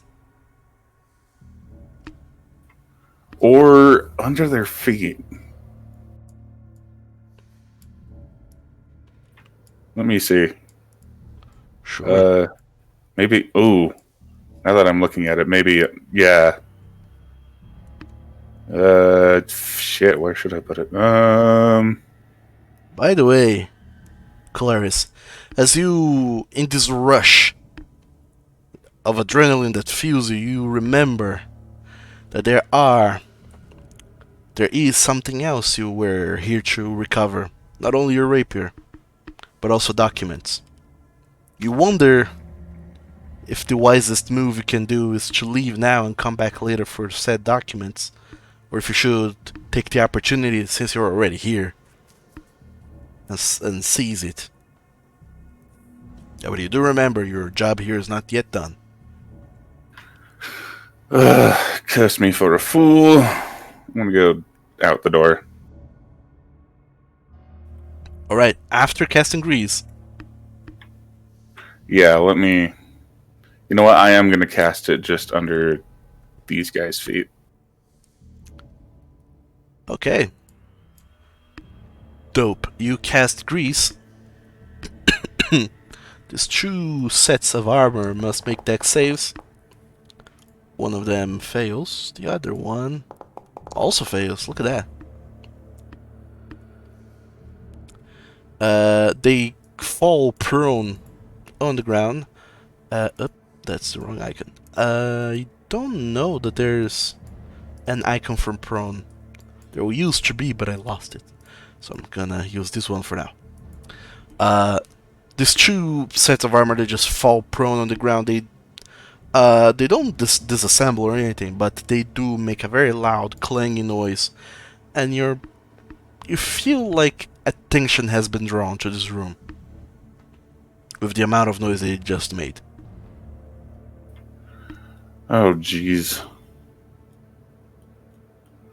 And with the dragon outside, I might just have to worry about the documents. Ooh. You know what? I'm gonna go and open this door and see. Just quick perception, see if the dragon's moving. Sure. Make a perception check. Actually, you're just opening the door to see if the dragon's there, right? Right. Okay, you don't need to roll for that. You open up the door, and you do see that indeed, you heard a roar coming from there. Not a roar per se, but a noise. A very, very draconic noise that you recognize as something inquisitive. And you hear the flapping of wings as if they're being extended, and the creature is getting ready to just go upstairs. But not by actually taking the stairs, but just jumping up towards the balcony. You get the sense that the dragon is going to happen upon you very soon. Okay. I'm making a snap judgment. That document can stay there. I got my sword. I'm shutting the door and leaving. Alright. You shut the door, and at this point, because of you moving towards the door and then back, those 2 armors, they managed to get up at this point, but they haven't moved yet. But one of them has managed to make it to you, and he's going to get an attack on you. Okay. Because of all the time you took to come and go and such. Right. So it is going to go ahead and attack you with its delicious long sword that hopefully works. But misses, look at that. Unless a 10 hits, I don't think you will. Nah, it's armor class 15. Alright, you see this set of armor coming down with a long sword towards you, and you catch it just in time to kind of dodge to the side and evade the blade. But then when you stand up, you notice that all the other sets of armors are closing in on you very fast. Mostly because you're not moving, but what are you doing, Colaris? I'm gonna run towards the staircase and try to get out of here. Sure. You do that. You decide to never mind it all and just run down the stairs. As you run past one of the statues, he's going to make another attack of opportunity against you. Okay. But once they do, you're just gonna keep on running, right? Right. Okay. This one has a great sword and it comes down at you. Wow. I think you guys are not the only ones who have the bad rolls today. Oh my. Apparently. Nothing can hit anyone today. I rigged the dice. Falcon, no. I can't believe it. You quickly sheath your rapier, Clarice, and run down the stairs. And you see that the sets of armor they're much slower than you, especially when you're dashing. You're running at 90 feet and they're running at 25. They can't quite catch you. However, as you go downstairs, you exit in another tiny cramped place. Where is your... I'm gonna throw in a token for you over here and He's up at the top. delete your previous token. You're on the bottom right of the map. Pretend to be a guard. So I would probably realize that this is the second floor, and I want to keep going down. All right. Fair enough. You you want nothing to do with the ground floor, and you just keep on running down, back towards the dungeons where everyone else is. Even though you have not been on that part of the dungeons, you rush down there anyways. And you exit here on the bottom right of the map. Just a moment.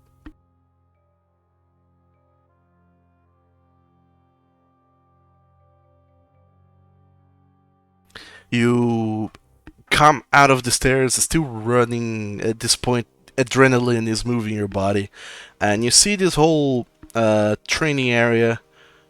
This map is pretty empty, so please don't mind that. You see a big training area with some military apparatus kind of just laying here and there. The bulk of the weaponry. The bigger... you don't get to see anything too big. And then you see, at the very far end, to the left, well, you don't quite see, but you more so hear, some snarling noises coming from that direction. Wonderful. Is it dark in here? Can I see? It's not dark. I'm gonna throw in some lights. There would be lights at the doors. Those doors. These doors. And here close to the stairs as well. There are a few lights.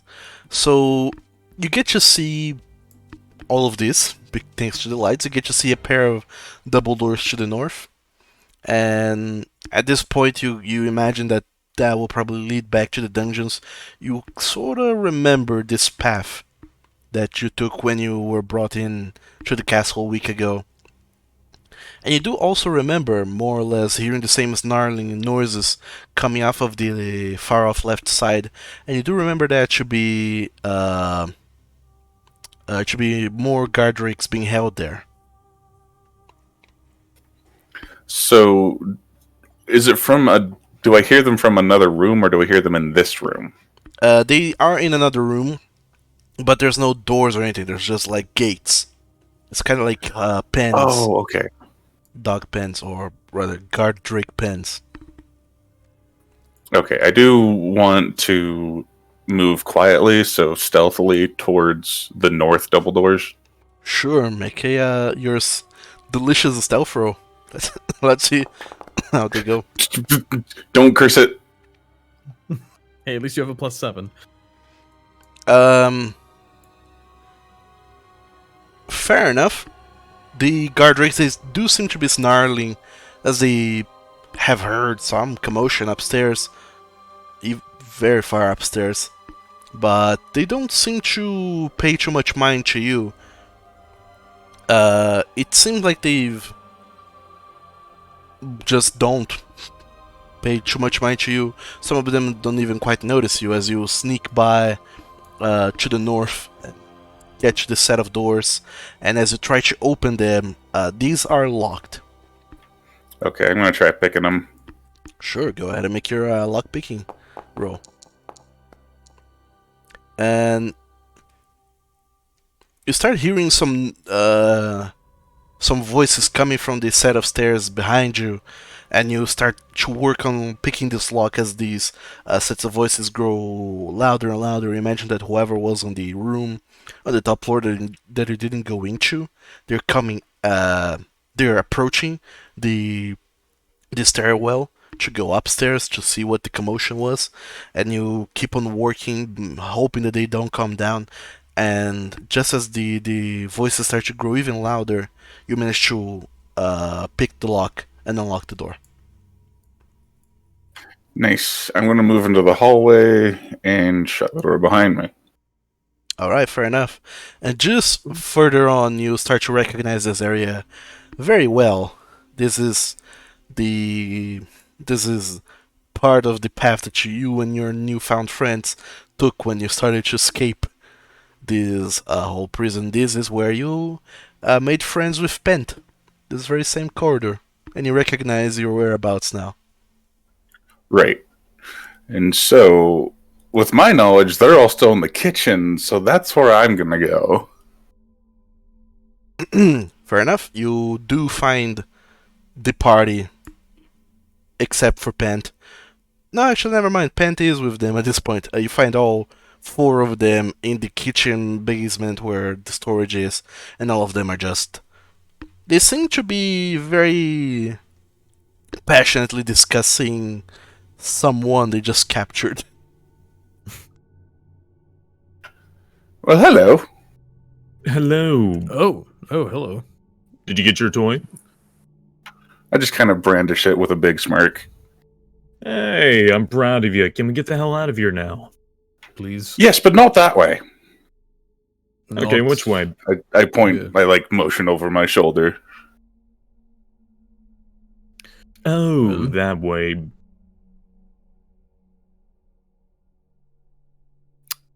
Should we go through the kitchen then, or is the front door no longer an option, or what's up?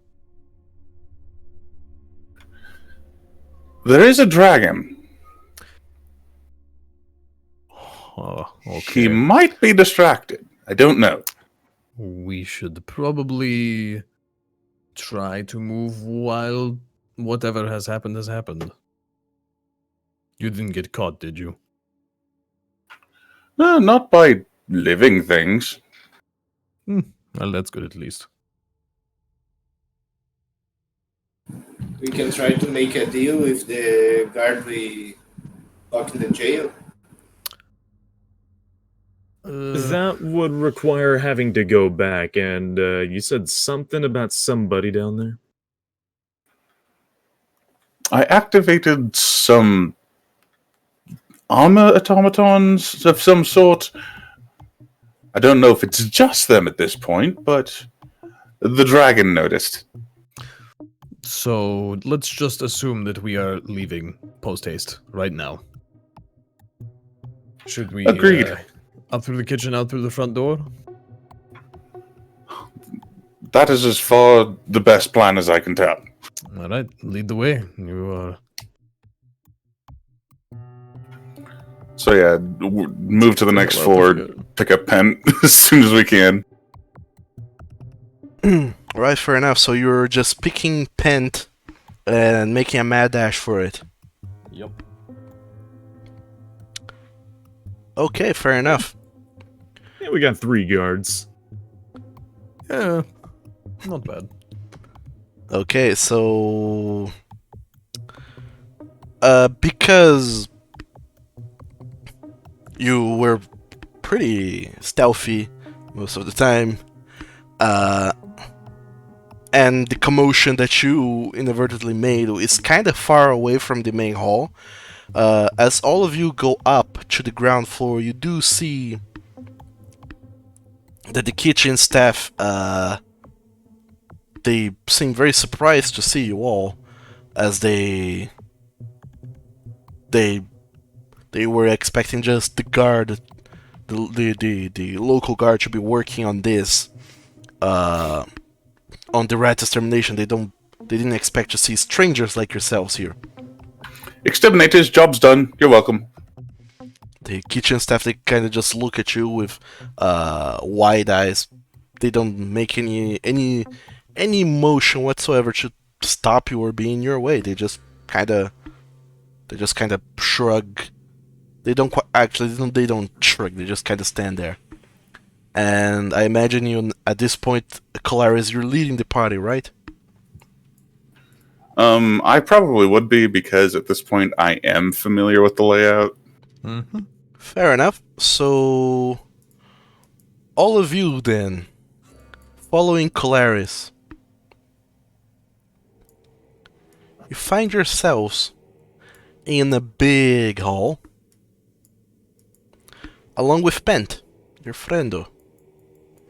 And as soon as all of you exit through the kitchen, the couple that is at the corner, or were at the corner, just hanging out together, very amicably, they seem to notice. Well, they definitely notice all of you, but they stop, kind of embracing one another, and one of them seems to make a motion to reach something on their waist. Point over there and go, I would recommend against it. Just one big recommendation. Don't do it. Whatever you're doing, don't do it.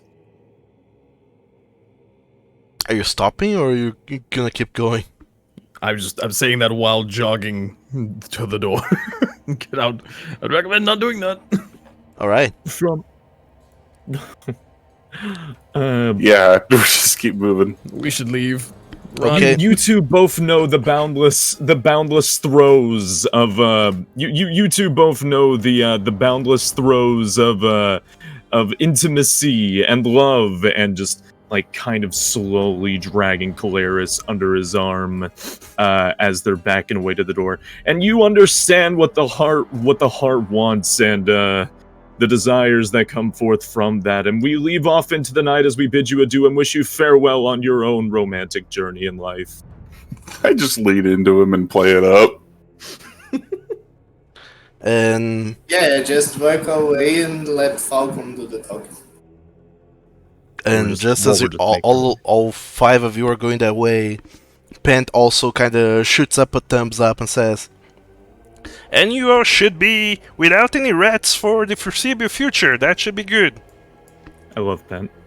And as you all keep running down the hall, you make it to the main hall, the room with the statue, Oh no. where Dragon. Good. Great. Drekdaring is. Gonna move you, Gambrinus, and Pent as well, just to make matters easier for all of you. All of you move down there to the main hall. Let me move you. Ooh, I warped. And the line is now sideways. Sorry. Uh-oh. All of you move over there, and as soon as you get in there, you hear a very loud roar coming from upstairs. Leaving time is Let's now. do, folks. Leaving time is now. And then, do you guys keep running? Oh yeah. Oh yeah, Sure. fuck it. Get out of here. Oh yeah, I don't wanna be here. Let's go. All of you, wanna be here. all five of you burst through the door just in time to see a draconic head poking out of the door on the top floor, and being small, I mean, the door frame being, even though it's a double door, it's still a bit too small for a adult-sized dragon, and it seems to need to take a little bit of time before it can pass through without damaging the property, before it can do anything about you. But just as you're leaving the mansion, the castle, you hear a very deep voice echoing through the entirety of this castle that I'm not gonna do because my throat is ruined as it is, but it pretty much just screams, "Intruders!" very loudly and very angrily. And all of you book it, I imagine. Full speed. Let's go. Cool, everyone make an athletics check. Wow. It's the first roll you've asked me to make that I'm supposed to be good at today. Really, athletics? Yes, Says that I'm because you're supposed to be good at. because you're sprinting and running for a long period of time. Because you're not just running out of the mission, you're running until you're out of danger. I imagine. Why am I rolling so high today, even on my You need to shit roll? share, please. Just a little bit. Just a small little bit. I didn't realize I had a -1. You have a negative. We both have negative Oh, 1. I think I'm gonna die. All right, Even with my +9. Falcon. There's something about this whole endeavor that just kind of fuels you. There's some thrill to this chase, to this entirety, to all of this that is happening, and you feel this energizing you, and you feel jovial, you feel happy, you feel like, weirdly enough, you feel like you finally belong, and you don't know if it is, stealing from a noble, or if it is being back on your current time period rather. You don't know what it is, but something within you kind of just resonates, and you manage to just book it without looking back, and there's a sickly smile on your face as you do. And then eventually you look back to see that some of your friends are not doing so well. It seems like Gambrinus and Calaris, they're really lagging behind. Apparently being stuck in a cell for over a week isn't really good for the muscles or for anything, and they are not being able to keep up quite as well. And Drectarian himself, despite being a good athlete, is still kind of fiddling with his belt buckles and other such things that he didn't quite get to fasten and properly attach to when you were hastily just getting your things to fight some guard drakes. And he kind of gets caught up in it, and all of them are moving a little bit too slow. However, all of you manage to keep up your pace quite a while, following Falcon, and Falcon just seems to be full of energy and just books it, ignoring everything beside him. There's a lot of people on the streets that just looks at this group running away from the castle, and noises, guards kind of just lifting up their spears into the air and shouting intruders and enemies and foreigners and other such things in Draconic towards the entirety of all of your group. And Falcon just ignores everything and just focuses on getting out of this city and running. And all of you, despite being tired, you also you don't stop to try and make any judgments of where to go and what to do. You just follow Falcon at this time. That's the only thing you can do, is focus on not falling too far behind and follow Falcon's leads. Falcon, thankfully, Yes. Yes. come again. Gambrinus?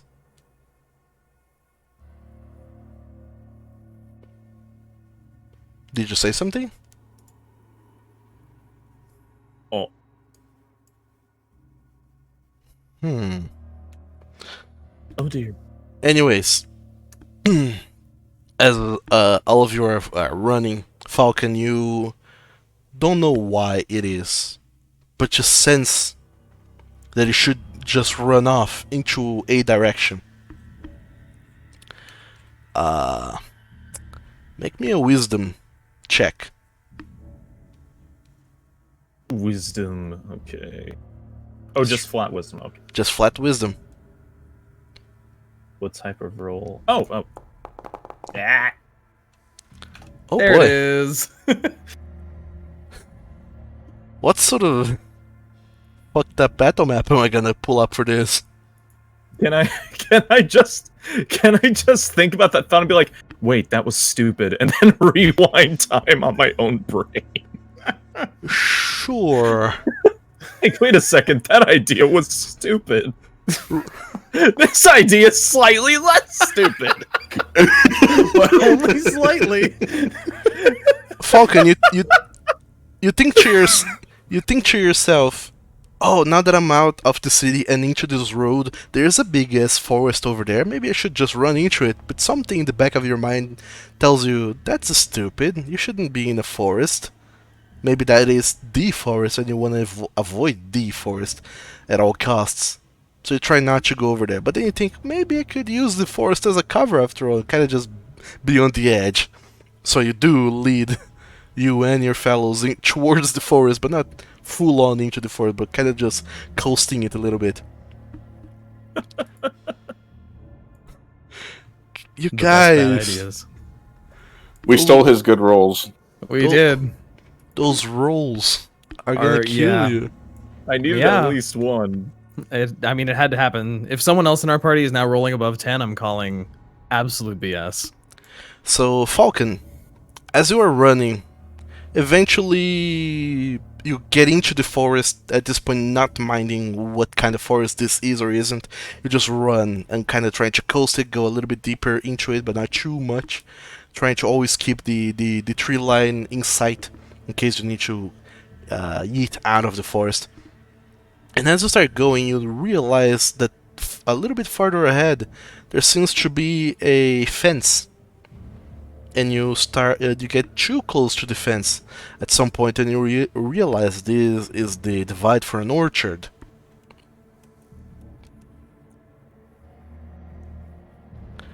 And you stop there for a moment. After you do, all of your fellows behind you, they also stop to catch their breath.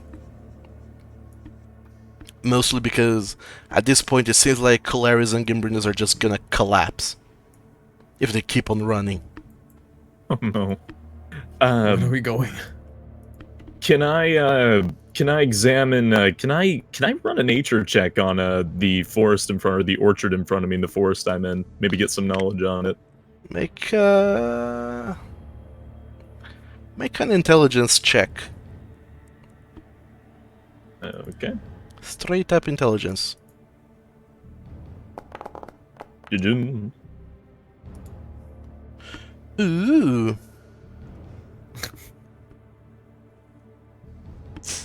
Sorry, is that a 16 AC? Zexay That is is 16. This is 16. Ooh, add 6 to that. What? Add 6 to that. Okay. Because Fine, you're what's the term again? Shit. Because you have expertise in Arcana. Oh. Oh. You Okay. realize that you are indeed in the forest. Oh no. Not too deep into it, thankfully, but deep enough that you start to worry now that maybe you went somewhere that you should not have gone. And Take that back. okay. Hmm? And as you get deep inside this forest, and near this orchard, you try to think to yourself, what do you remember of it? But you don't remember anything really. There's a huge blank in your mind as you try to recollect anything from this place, and just nothing comes to mind. You remember the figure, the creature, at the plane of time, and you wonder if it has taken your memories forever, or if you're gonna recover them at some point. You're not sure, but you give pause and think on it for a little bit. You know for sure that this forest is magical, but you don't know anything about its properties from memory.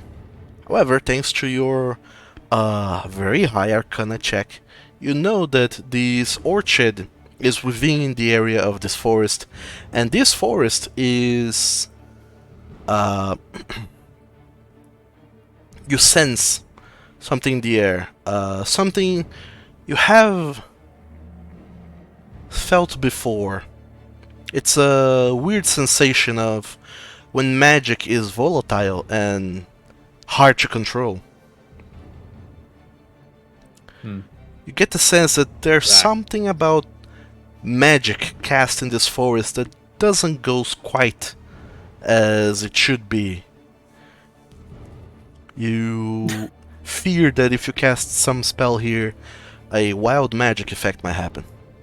Oh, I was about to say, can I just straight out say what it is? Because I think I know what this is by all the given hints. You do. You don't know exactly which effects will happen, but you know that you can't just cast any spell here, except for cantrips. But just as you're having this realization and everyone behind you is panting heavily, all of you hear the roar, the very loud roar of a dragon that seems to have given chase to you. Oh no. Okay, so one thing. Okay, which on a show of hands, which ones of you can cast magic? I just kind of cock an eyebrow at you, like, yeah? Okay, you lime person. I mean, He said he would be right back. Oh, he's a cleric. I didn't see that. He is a cleric. He's a cleric. so if Okay, I'm that just counts- gonna hold up his hand for him. Okay, Pen, do you know magic? Pant just kind of looks at you and says, I don't really know any magic, but I know how to fight. Okay, yeah, that's fine. Alright, no magic. No magic in this area at all. This orchard, it's a thing of wild magic. If you go in there and you cast anything, it's gonna go a little, oh, what's the layman's terms that I heard, in that other place? Funky Right, bada funky wucky. Very elaborate speech, as ever. So, Yeah. Falcon, as you give everyone this warning that things are about to get funky donkey, the roar of the dragon is approaching and coming ever closer. You fear it'll be upon you at any instant, but We need to move right now. you don't imagine you can't really hide that well, and you can't outrun this dragon. Definitely you can't do that. You fear you might have to stand your ground and do something. We're gonna fight a freaking dragon right now. You do, however, have one round to cast any sort of preparation spells if there is anything you want to do. Try and do.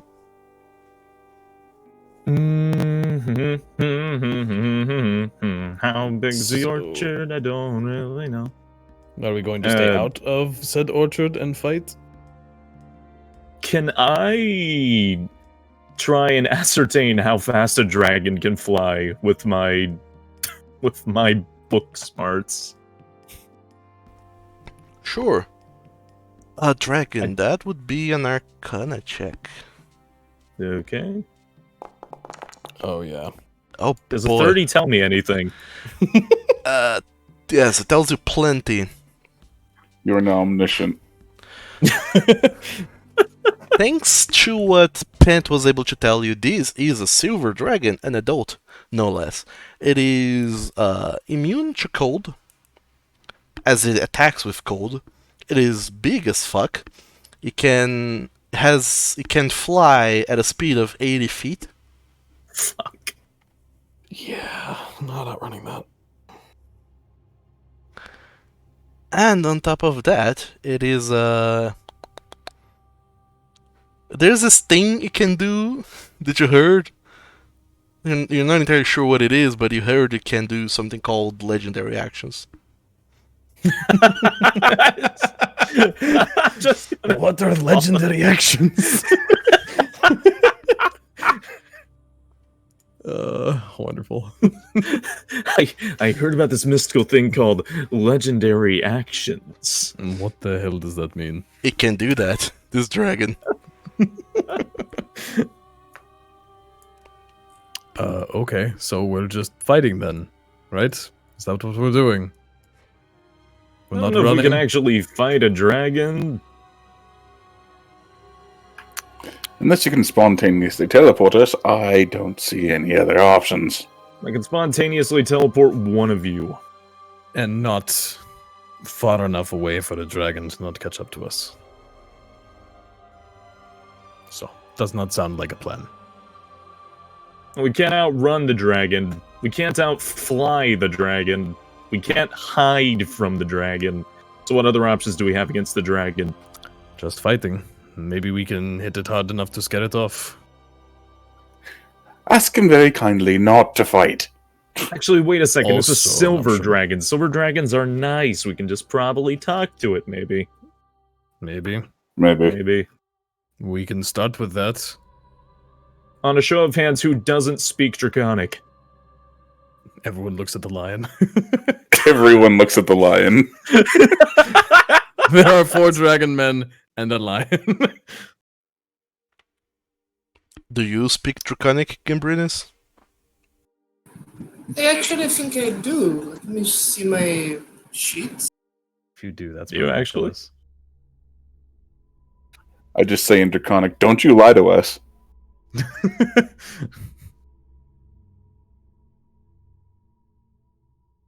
I whisper under my breath, anybody who can understand Elvish is an asshole into Elvish.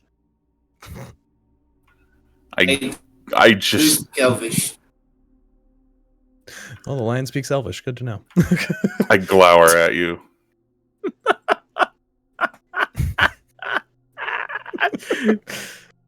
Oh, God.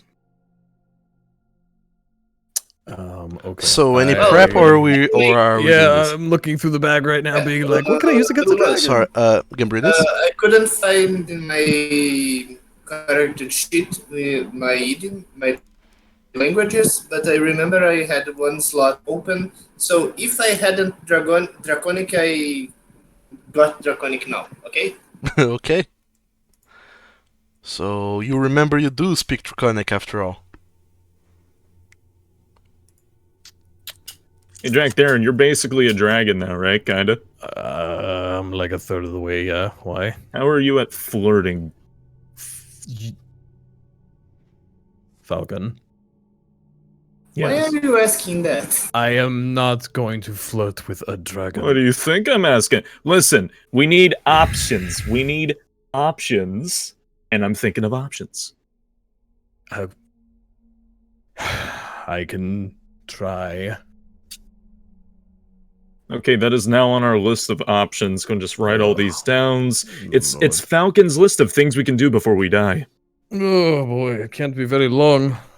Cast No. grease under each other's feet. I swear to God. Waste those spell slots. I'm gonna get rid of one of those.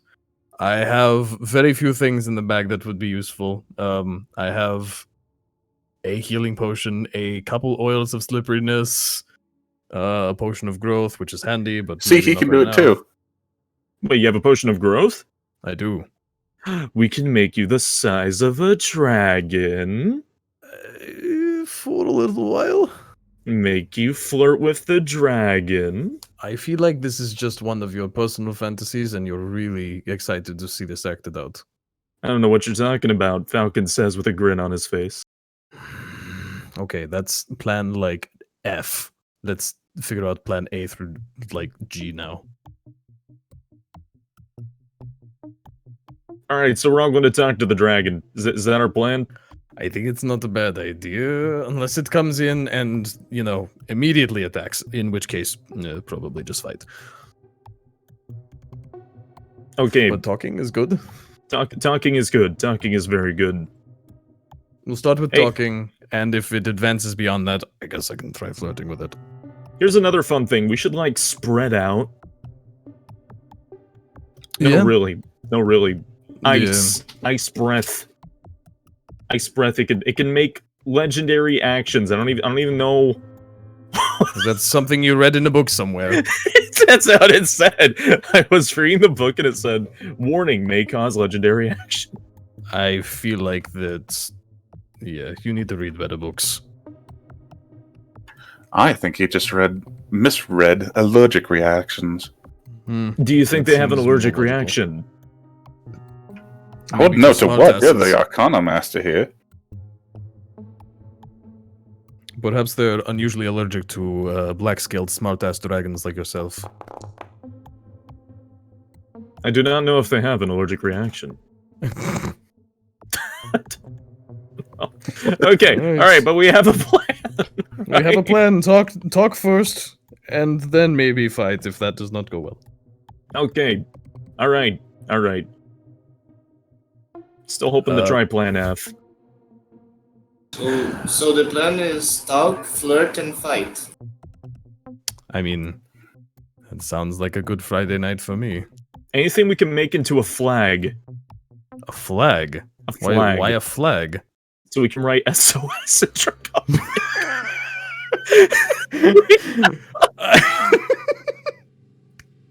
I'm serious. I'm serious. I'm serious. I'm not sure. I don't think Do we I have have a anything big- that would help. I have a piece of parchment, but I don't know how well a dragon can see. With my 30 in with my 30 in that check, how good is a dragon's vision? A dragon's vision is fairly good, so much so that it sees you and starts to dive in to land near you because I've given you Oh, no. more than enough time to prepare. Yeah, that's totally fair. Like use illusory script to write SOS bring beer. Help!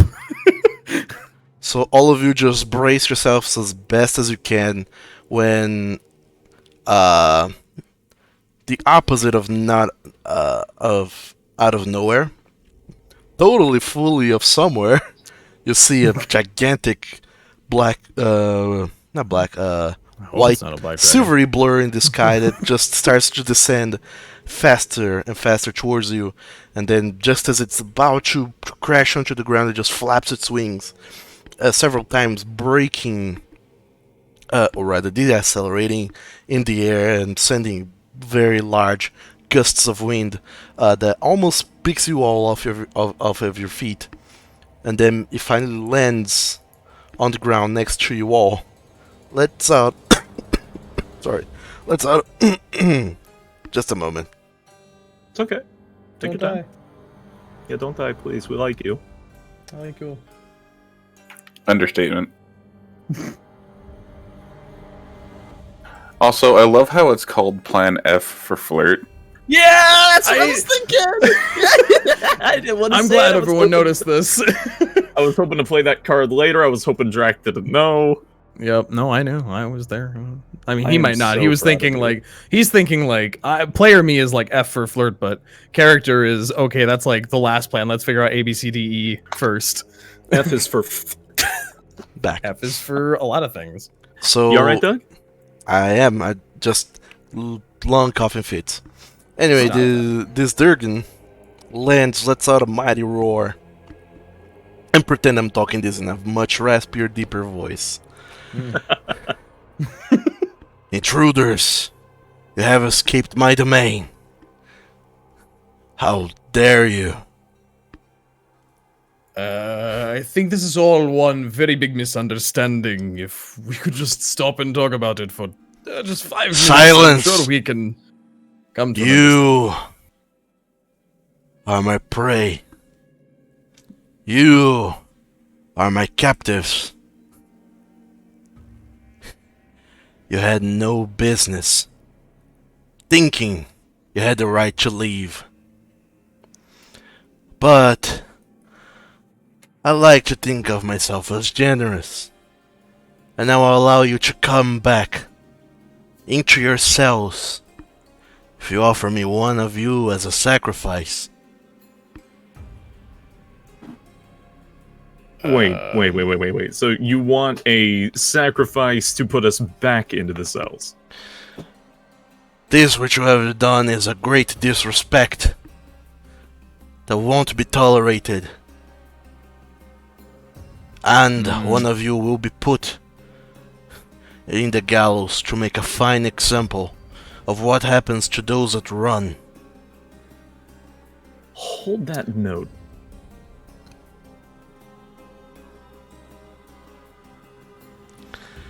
You do not dare give me orders. I am no, the I one who meant told literally. you.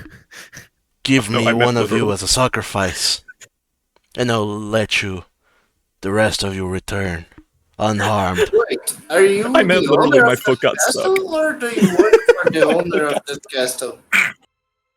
Come again? Gambrinus? Do the dragon works to the castle owner, or he's the owner of the castle? I got confused. You don't really know. You hear that Lord Grodzina is the lord of the castle, but you don't really know exactly what the relationship between these dragons and the lords are in this place here. You don't know, but you get the sense that this dragon is powerful enough that if it wanted, it could easily overtake Lord Grodzina. Even though you never met the man. Actually, you did meet the man when you presented presented yourself as a diplomatic envoy. You saw the man, and albeit looking, grand and impressive, he didn't look impressiver than an adult dragon. You get the sense that this dragon What could. kind of dragonborn he was? The color of his scales. A Lord Grodzina is rather. Oh, he's dead already. He is also a silver dragonborn. So, sorry. I apologize. When I said that earlier, my foot like locked up, and I was like, ah! It like like radio static went up my legs. Like, Hold on a minute. I Literally. meant that very literally. I'm so sorry. Oh, okay, gotcha. It's like I went to go say something, and then I just felt like. I'm good now. Space is over I'm here good. panicking. Space is over I'm trying here to talk to a panicking. dragon, please. Please stop. I'm good. But I'm good. you don't really know what is the power dynamic that exists in the castle. All that you know is that Lord Grudzina is the lord of the castle and one of the many lords of the frigid host, but that's all you know. And you imagine that this here dragon could easily splat the lord if he wanted. I can try something, but it can make him want to kill every one of us. You want me to go, or you want to say something first? Nope, we should continue talking. No, we should continue talking. Negotiations are not over. Oh no, it's talking. What are you gonna say, Falcon? Well, I was going to say, well, you are a beast of intelligence, correct? A quite intelligent beast. In fact, I met a dragon not too long ago who was rather wise and worked alongside a wizard. Don't you see yourself in some form of higher power than just being a servant to some high and mighty pompous asshole that thinks he has domain over you? Come on, honestly. You're a dragon fabled from some sort of great god out there, and we were made in your image. So, really, the question is, do you really see yourself falling under something so weak? The dragon takes one very big step towards you, nearly crushing a tree in the way, and it seems to lower its head and furrow its brows. It looks deep into your eyes, Falcon. You assume that I am a servant to Grodzina. Your foolishness has no end, it seems. best just stop talking. Let's just say something even more foolish that will cost you your lives. Do not mistake ignorance in the search for knowledge as foolishness. Why don't you tell me your relationship with Granzina?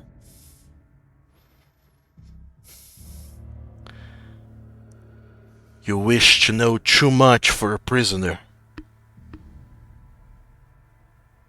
I am far more than a prisoner. I'm not even from here. Why Hell, I are don't they even your know- prisoner? Yeah, why are we even there? Actually, to come up onto this, I don't even know why I'm here. I'm not even from this place. You presume to delay me with idle shattering. I see what you are doing. Building up time. I can hear your hearts in your chests beating faster than ever. You're all out of breath, exhausted after all this running. You're trying just to recollect yourselves before dashing away again. That is the behavior of prey such as you. I don't think running has crossed our minds. I am personally quite in awe of your appearance, in fact. Is that so? Do you wish to be the sacrifice? To allow these other prisoners back unscathed and unharmed? Dragonborn. I do not think sacrifice is really what I'm going for.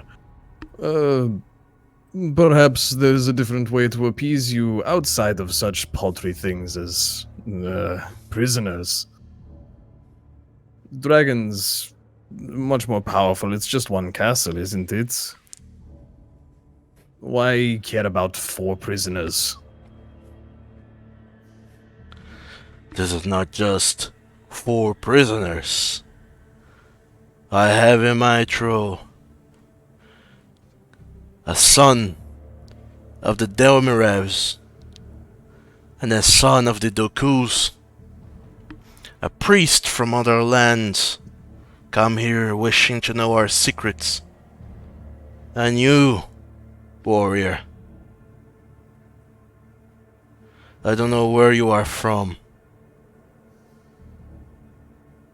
but there is Speaking value of- in you. Speaking of the families, how do you think the courts will take it when you're imprisoning random people? That can look good on your house. How look it looks on yours, to know you're so weak as to get captured. To know you to be so shrewd to try and invade our domain. As far as I can tell, you lost all proof of that. We need no proof. You are in our land, and we do as we please in here.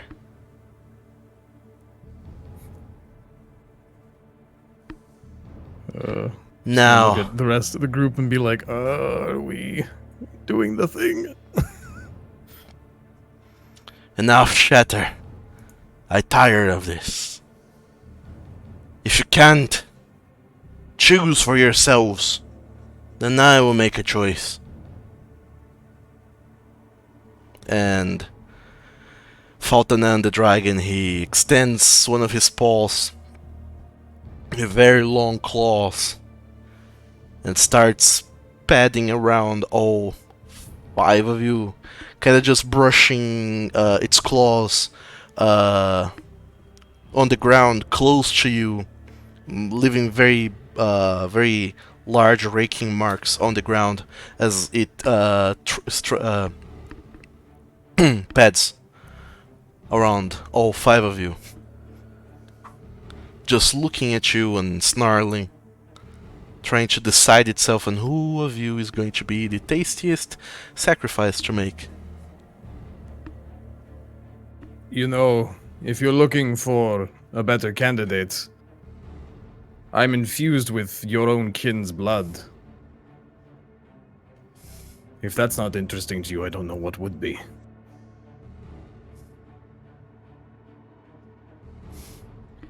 Infused with blood of our kin. Is that the point you have stooped to? It was Just- granted to me. Trying to steal our power. You have always looked for greatness, but you could never achieve it yourselves, lowly Dragonborn. So now you try and take it. Maybe you would make the better sacrifice.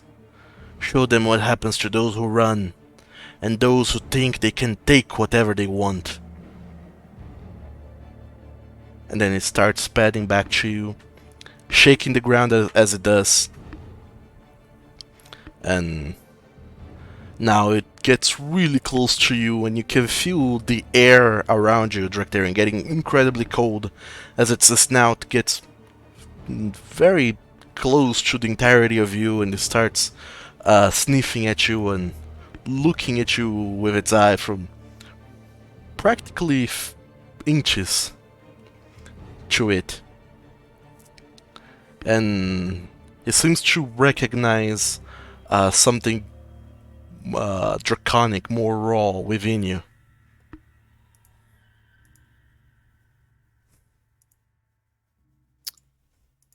This was not something I took. This is something that was granted to me. It's more of an honor than anything. I'm not just a warrior or some fighter. I'm guessing you could call me something like a dragon knight. And I'm just going to slowly pull my axe off my back. And if you want to know what that does and how that's helpful for me, then we can find out, but none of us are returning with you.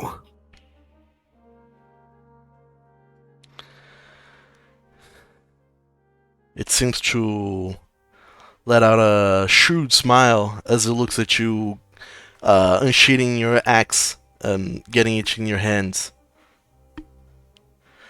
I like it when there's some life to you.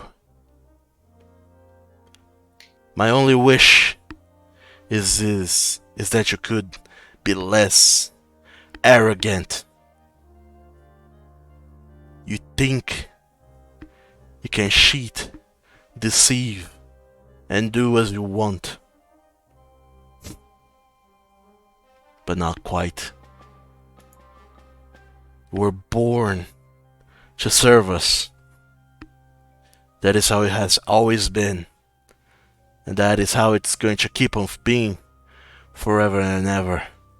Until the end of time, Dragonborn. And then it rears back now, showing both of its claws and letting out a very loud roar. And now, I think it's time we all roll for initiative. Sure, why not?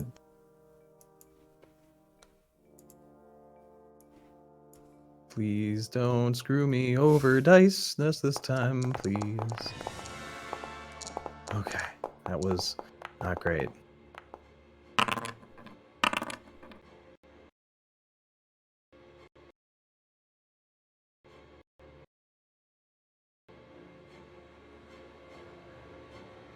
He wasn't as friendly as I was hoping.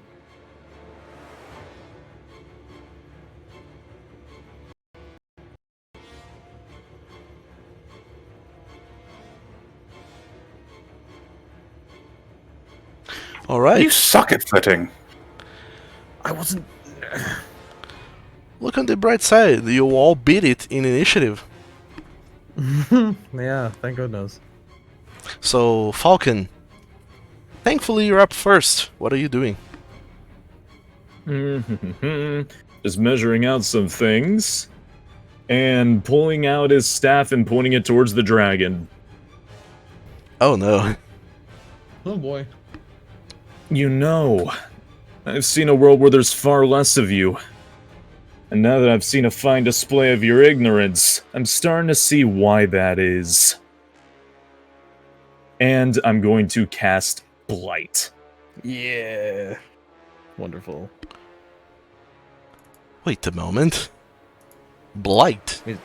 Is it a blighting Blight. staff? Or is that your earth staff? No, I'm just pointing the staff and I'm casting you're just Blight. I'm being not threatening. using the I see. staff's magic.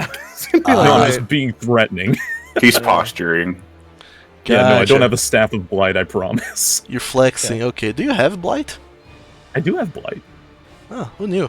Okay, go ahead and cast it. What do I do? It's a con save, I believe? I think it's con? I think it is con. Where is it? A lot of different dice. DC 15 Constitution. Oh, snap. Let's see how it fares. Oh. It makes it. I believe it takes half damage. Yeah. Mm-hmm. So it's going to go ahead and take half of that. Cool. It will take half damage. It drains moisture and vitality. It Creepy. looks sort of drained.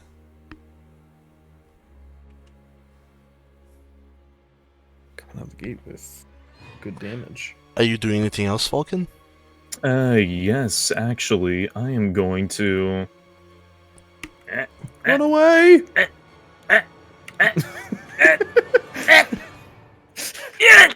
Okay, there we go. I'm good. Alright, let me adjust the map. It's not- Okay, next up is Drekdari. I'm very aware of my health pool. Yeah. When you roll, your own spells do more damage than your max health. I'm going to just run straight at it and start wailing on it, I guess, with some great axe. Sure, go for it. Do your worst. It's not that great, that's for sure. What a great I'm axe. guessing a 12. A 12 does not hit a dragon, I'm sure. 12, surprisingly does not. Unsurprising. Let's try it again. There's a higher roll. 27 does hit.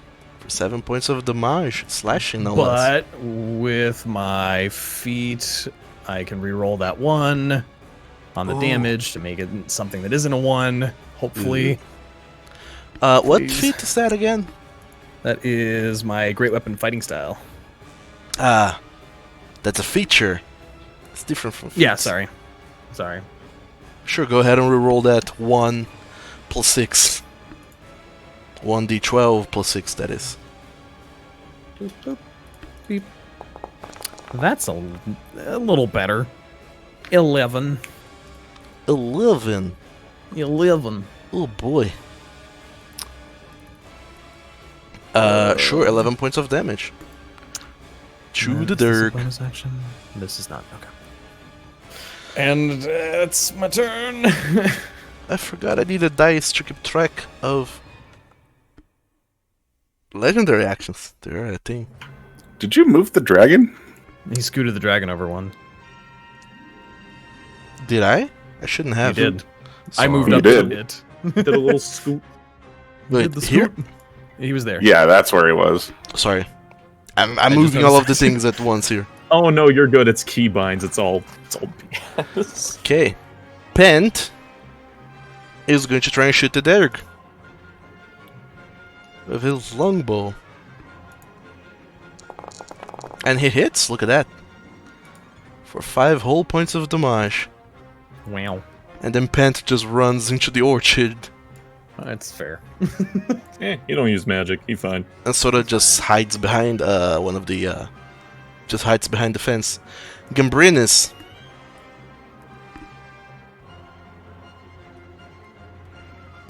Yeah, I think I'm gonna try to use my wand to see if we can do some damage. Okay. I believe you're still pretty good on spell slots, though, aren't you? Yeah, I know, but I think I need to do some damage here, so that's my best option. Sure.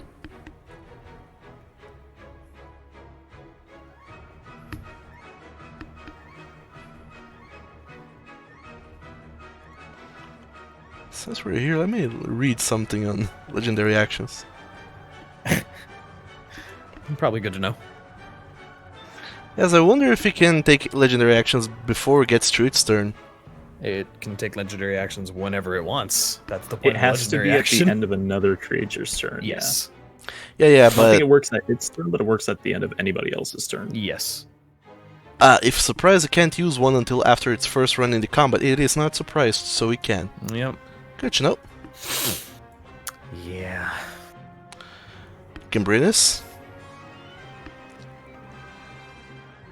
Yeah, I was catching up the row, so I will use 6 charges, so that will be 8. No. Yeah, 8 magic missiles. Whew. Okay. Roll some magic missile damage.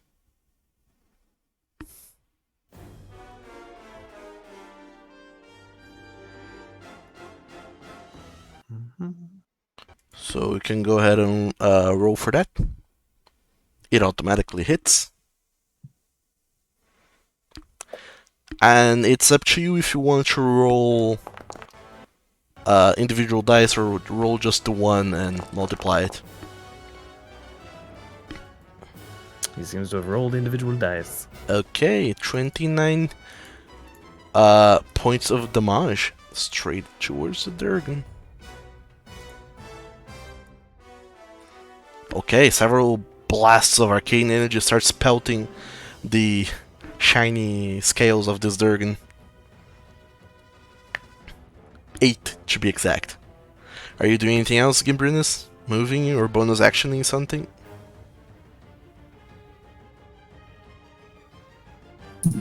Yeah, I know it's far-fetched, but I'm gonna try to do a Doubting Roar, because I rested and I can do that as a bonus action, so that's that. I believe you have to be within 10 feet of the creature to do that. Oh, let me read on that. Okay, never mind, so I pass my turn. Okay. Next up, Colaris. Actually, no, before Colaris' turn, the Durg is gonna do a thing. Legendary. He rolled action. faster than me. No, legendary action, it's doing one. Oh, God. Yeah, this is gonna hurt. If only I could figure out where the... here you go, I found it. Aha! The Durgan can't move on a legendary action. It's just Not. going to go ahead and... Gosh dang it, I use it... I wish it told me range on those things. Okay, it's just gonna go ahead and it's going to do a wing attack Oh boy. on both Colaris and Drakthari. Hmm.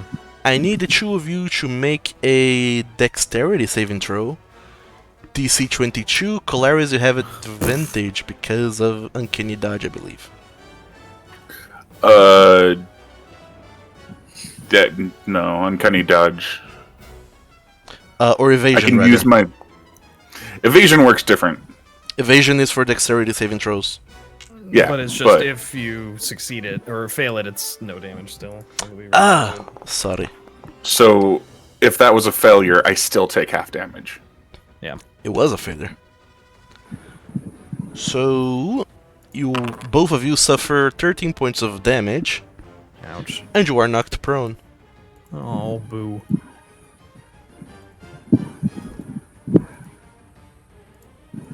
Thankfully, I've already set that status for you.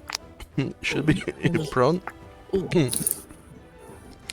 And that's it. Next up is Colaris.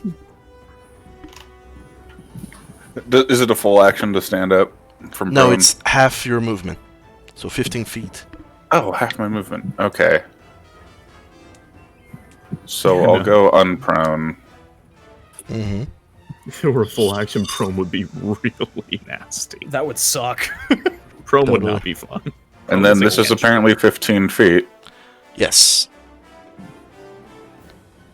Diagonal movement counts differently, but yes, that's 15 feet. And does this count as flanking?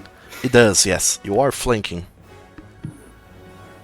Okay, so first of all, now that I'm going to call the sword Infamy,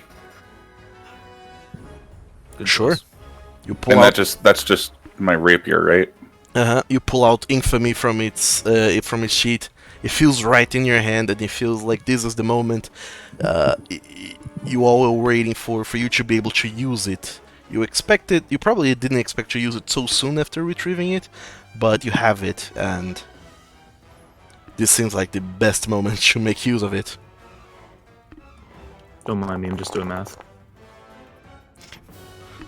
Oh, wizards doing math with circles. The worst kind of math. Dude, it's my job. It's my job. Alright, I'll do an attack with the rapier. Yes, 26 totally hits, dealing 7 points of piercing damage. And then sneak attack requires a hit, so I will... God damn it, Spacey. Spacey, just move the map. It moved the map. If you It's a hold devil. down, Moved everyone's focus because you. if held you down ping, left click. if you ping while holding shift, you move the map for everyone. Oh shit! I'm trying to delete them. I'm sorry, I didn't know. You're making circles in a forest, man. So Anyway. go ahead and roll for sneak damage. Hmm. All right, 15 points of sneak damage. You can grab the die with right click and wiggle them around. Oh Okay. my goodness. Oh my god. And you're doing anything else, Calaris? Can I... So do I use my bonus action to do a second attack? Is that what my... Yes, if you have another weapon and your He should have rapier- extra attack because he's level. He's level No, 4. rogues don't get extra attacks. What are you talking about? Do they not? They don't. Nope. I've I have never played a 2 rogue. weapon fighting. Oh, so whatever you need that an is. offhand weapon. And it is a finesse weapon, but it's not a light weapon, so you can't do that with rapier. So you need like. A Oh, dagger. so is it 2-hand? Like, I do have daggers. Yeah, but the weapon you use to make the first attack needs to be a light weapon for you to be able to attack with another then. Okay, Oh. that's fine. So the rapier is a finesse, which allows you to use dex, but it's not a light weapon, so you can't two-hand attack. That's fine. That'll be the end of my turn. Alright. Sure. Can't do much else, don't have movement. Okay. You do have still your bonus action. I don't know that you can do anything with your bonus action, though. Yeah, that's... It would have been an attack, but, yeah, that I don't think if there's anything I can do with it. Sure. Fair enough. At the end of your turn, Faltonan is going to use its another legendary action to attack Drakterin with its tail attack. How rude! It's even his turn next. How dare he? And because you're prone, he has advantage. Would you look at that? He sure does. The- Oh my jeez Louise! Does a 32 hit? No, absolutely not. Yeah, of course it hits. Are you kidding me? Oh, does it? Well, yeah. My Yeah. AC is 16. I'm asking shit like that. You suffer 14 points of damage. I think I just suffer in general. Unfortunately, you don't have any reactions to change that or No. anything. No, Oh, well. I don't. And then it rolled a 19. Yeah, I know. And then I'm very is lucky. its turn. What in the world is it going to do?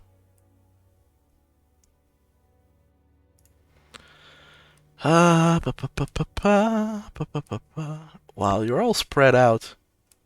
Yeah. You're smart.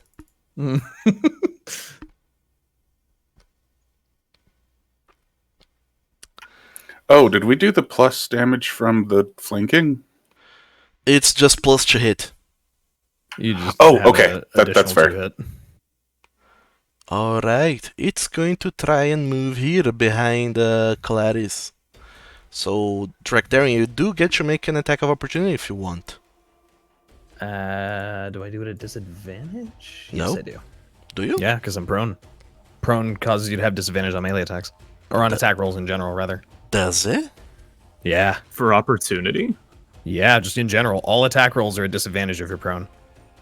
Oh yeah, that is true. So, Would you look at that? I'll certainly give it a shot. Go for it. What is it, control? Yes, control for disadvantage. Oh! Well, it's pretty good for being a disadvantage. 22 does hit.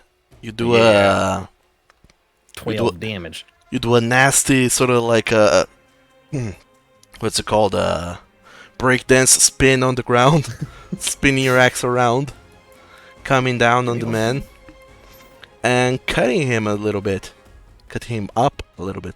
And then after Faltona moves, it's going to go ahead and use its breath weapon. Oh no. Oh boy. So it's going to go ahead and use its breath weapon. Is it a recharge thing? I forget if it is a recharge thing. It has to, I believe, roll on its turn to see if its breath weapon comes back. Yeah, the way that the character sheet is displayed in Foundry with this I'm sure specific it's weird. sheet doesn't shows that. So it's Yeah. it's iffy. Sorry, I had moved the camera away. Falcon had moved the camera away from the stream. Sorry. So it's going to go ahead and breath weapon. Excuse me, I don't know how to delete these, so I'm just going to put my measurements over there in the orchard every Are you just saving those over there? time. Yeah. But also, I'm going to Misty Step. Get the fuck away from that. That would be smart. Oh, Colaris. That's gonna hurt. Oh, no. Another measurement. Just going to go over there. Spacey. I'm trying really hard not to do that. So Holy Lord above! And this is why we leave. It's a cone! Oh, it's a cone! Oh no! It's a cone. That's why It's I a made cone. the cone measurement. It's a 60-foot cone! yeah, I can't get you to Falcon. I measured wrong. You are the lucky boy. Wait, he can't even get to me? He Well, can't. you're 80 feet away. Oh, then why the fuck did I? Well, you were there, but you You were moved away. actually- That's just 65 outs- feet. Yeah. Yeah, I thought you were. I measure from Colaris as a space. That's why my measurement got wrong. Besides, Misty Step is that not is even a 60. reaction. What the hell are you doing? Misty Step? It's a bonus action. It's But not your a turn. reaction. Not a reaction. Yeah, it's not your turn. I'm. Altonen is still doing shit. Wait for Oh, your. You only God used a damn it. legendary action. Well, give me my spell slot back. I want it back. Oh, and I'm still out of the cone! What is this cone? Okay, I would like for Gambrinus and Colaris to make a Constitution saving throw. I hate playing a wizard, but I like playing a wizard. I hate having to understand all this shit. It drives me insane. Gambrinus, Constitution saving throw. It's only DC 20. Oh yeah, only. Only. And only to block 51. Aren't you freaking proficient damage. at that though?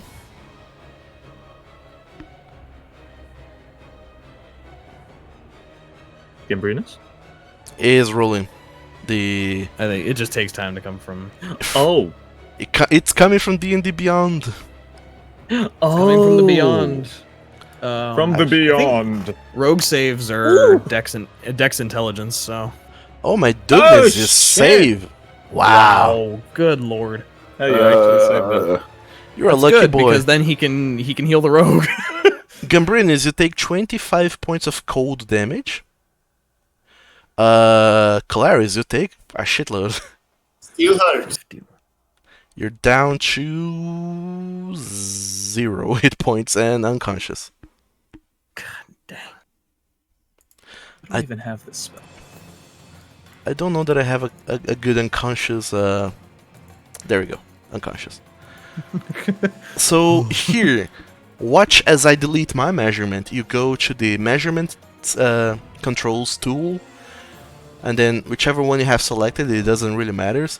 You hover over the measurement you made until the selection is orange, has orange borders, and then you just press delete, and the measurement is gone. Oh, you literally press the delete key. Oh, shit. Alright, that makes a lot of sense. In hindsight.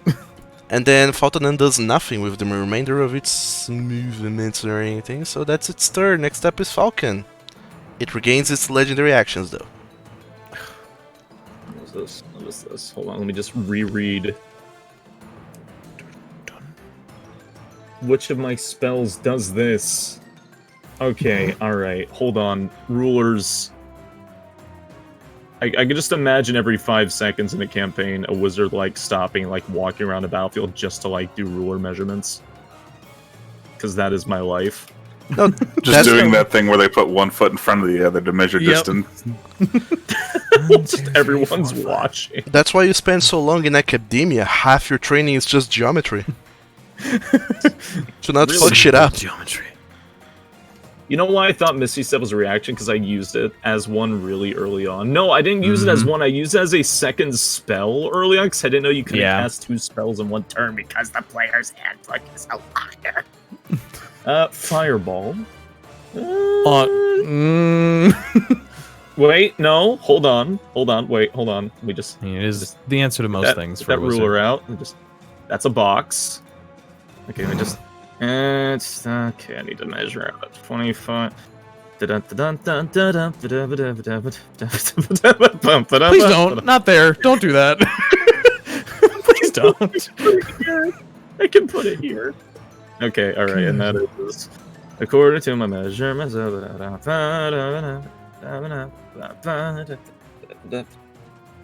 I am done with my geometry and I cast fire. Okay. Cool. I'm done. It's a very good circle. Go ahead and cast your fireball as whichever level you want. Ooh. Look at your dice, so spacey. Shiny. I purple really dice. like them. I found out you can customize the dice. I customized them once, and I have not remembered how to do it since. Oh I'll shit! show you. They're so cute. It's failed its saving throw. Yeah. Get Fire! Get burned! Guess who's using its legendary resistance? Oh. If it So- fails the saving throw, I can do full damage. it can choose to succeed instead, and it has done Yep. so. Wait. Only half of that.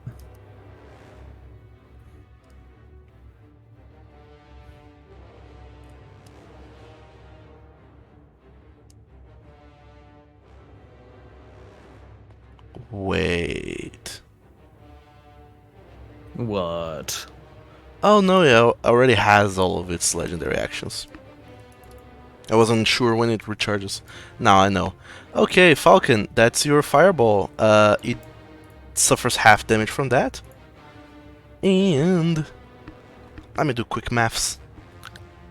Boom, boom. Yeah, it's good. Are you doing anything else? Let me just double check the thing, make sure if it works, because I'm not actually positive if Do you this have is accurate. Do you have a bonus action cantrip? Bonus action cantrip? No, unfortunately, I do not. I have. I'm not. Yeah, there's no That'd be way. the only thing you could cast. I'm going to take full cover behind this tree. Okay, you're taking full cover behind the tree. That'll give you advantage on dexterity saving throws, if I'm not mistaken. A target with total cover cannot be targeted directly by an attack or spell. Oh, it doesn't cast spells anyway, so. Anyway, Just breathe shit. that's it. That's your turn. Feel free to delete the Yeah. measurement. Next up is direct daring. I'm going to spend half of my movement to stand up. Good. Spacey. I'm working on it. Okay, I'm working. I got it. I got it. If I move... Wait, what? How is that 50? Okay, whatever. That's weird. The first diagonal costs 5, the next costs 10. It Really? alternates 5, 10, 5, 10. Oh, weird. I've never noticed that. No, because Anyway. if every diagonal costs 5, you are able to move further diagonally. Oh, yeah. It breaks geometry, so. I'm guessing because it's a 3x3, I can hit it from here. Yeah, you totes can. Sweet. I'm gonna do the thing where I hit it a couple times Go for with it. this great axe and try and lop a limb off. Good luck. Come on! I'm tired of seeing these low numbers. That's Very the upset with lowest your number. great axe today. How many nat ones have you rolled today? 3. It was an 18 hit. An 18 misses, unfortunately. Ah! I'm gonna have to use my second wind. Wait, do I get second wind back on short rest? Oh, research. You should. I do. I do. You don't have action surge anymore? Action surges once per long rest. Long rest, really? Yeah, I believe so. Oh no, it is a short rest. Oh my god, dude, this is me playing monk where half my stuff is. I don't play fighter very much. Hell yeah. I mean, I thought whole time I thought that action surge was long rest. Not gonna lie. I've been following you for 20 sessions. I think I know how the fighter works as well. A little Sure bit. hope so. I don't, obviously. Are you gonna Either way, action surge? using I am after I heal this freaking health. Bonus action, healing. Wonderful, great. Action surge, now that I know it's... Probably write that down on a post-it note and stick it on my forehead. A couple more axe swings. I am going to... Alright. How? Alright. That's... Drac? I quit. I give up. Drac It's how? impossible. I rolled literally the lowest possible. I think you just rolled 2. I think you just rolled 3 nat ones in the span of 30 seconds. He's just like swinging over there. I think this dragon has a shield on it that prevents hits. I believe it is shielded in some strange aura. It's affecting my mind. Well, that's my entire turn and all of my features. Cool. It's going to use one of its legendary actions to attack you. Totally fair. I kind of deserve to get knocked out after that. Hits for lots of damage. 20 free damage. Good thing I healed. Pant the Dragonborn strikes from afar with a longbow and hits for 3 points of damage. And then runs farther away, Good idea. seeing that it can do breath weapon shenanigans. Next up is Gambrinus.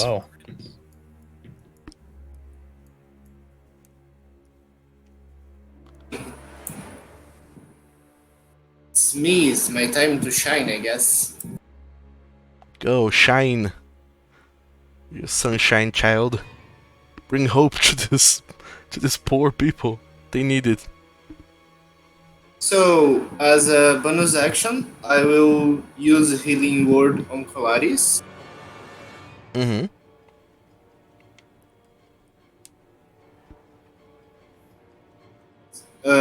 He gets an extra 5 points because of my Disciple of Life. Oh yeah, that is true. You would get some back, but you're already at full. Mm. Okay. Oh wait, are you at full? No, you aren't. Oh no. Yeah, you didn't update on Yeah, I took half of the damage before. yeah, so I you. get 5 points. Mm-hmm. Are you casting this spell at which level? 3rd?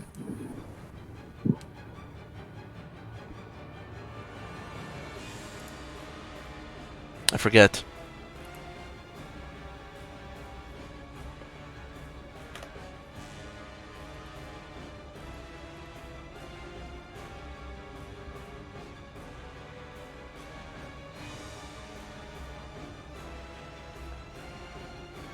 Gambrinus? Hey, did my healing did it roll or not? Doesn't seem like it rolled.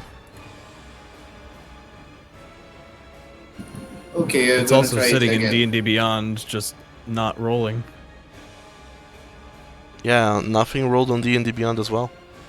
That's weird. Roll it again. There you go. Worked did- that time. Ah, there you go. Healing word, that's 14 plus... Are all the pluses in there already? Is there another +5 on top of that? No, I believe that's the +7. That's wisdom modifier +5. Plus bimp. Oh, you and your German. Sorry, I've been practicing German a lot. It just comes out. Mm-hmm. And on top of that, wait. At which level did you cast as a spell? Third. Okay, so you actually get. Oh yeah, sorry, that's 5, and you recover some health as well, 5 as well. That's your bonus action. What else are you doing? By the way, Calaris, you recover that much. I'm gonna try to cast Bane on the dragon. You can't. Because you already cast a spell this turn. You can only the only thing you can do is cast another spell that is a cantrip with a casting time of 1 action. Oh, okay, so I'll do that. Alright. You could also use your channel divinity feature, which you have. Yeah, but it's not gonna be much useful right now, I guess. The preserve life.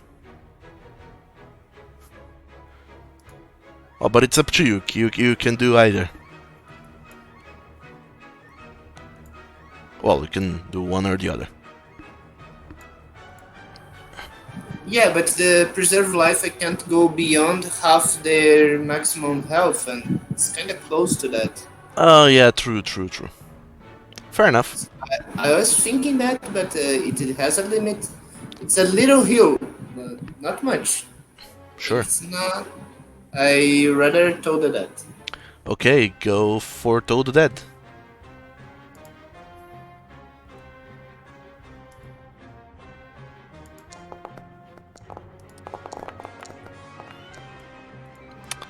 Okay, the Dirk makes a wisdom saving throw. I believe it fails. And suffers 14 points of damage. And Okay, that's something. Gambrinus, after you extend your hands, both healing Calaris, who's a little bit far away from you, but also then channeling the sound of spectral bells that ring inside the dragon's head, it seems to shudder, and you see that it starts to bleed out of its many holes here and there, and it is now below half health. You can see that it starts to move a little bit more sluggish and slowly. It is hurt. You guys are dealing considerable damage to this creature.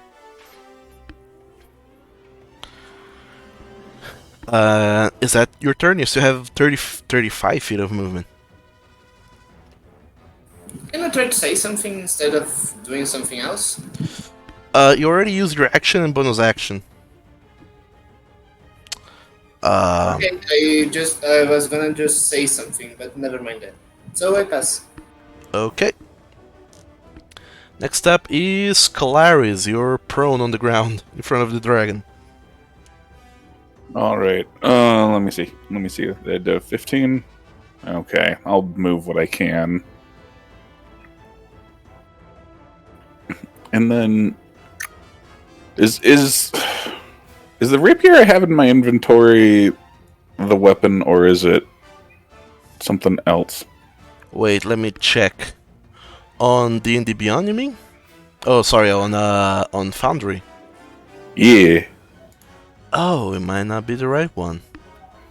Yeah, I was looking at it because apparently I have a rapier, and then the rapier +2 is infamy. Yeah, you don't have it in your inventory. I don't know what's up with this rapier, but you can rename it later to be the proper thing. But let me add in the damage modifiers to it, because this is wrong. We should be doing a little bit more damage with it.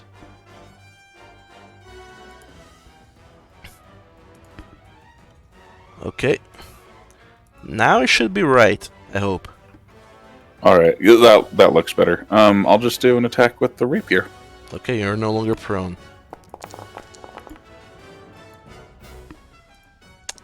Uh, 11 is going to miss. Dude, these dice. I Like... Something's wrong. something's very wrong. That'll just have to be my turn. It's not like I have anything else I can do with my bonus action.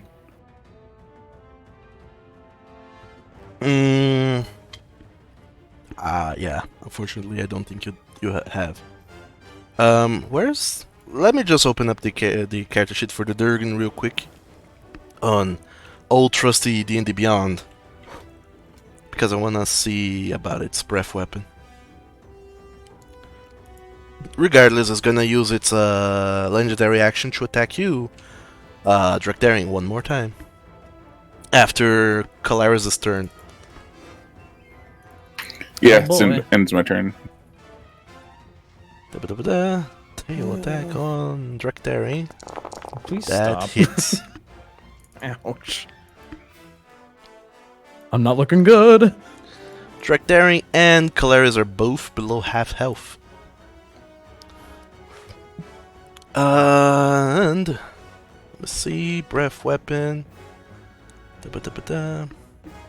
I have to roll for it. I rolled a 2. It does not recharges. Thank God. The Durgan, seeing this foolery, is going to...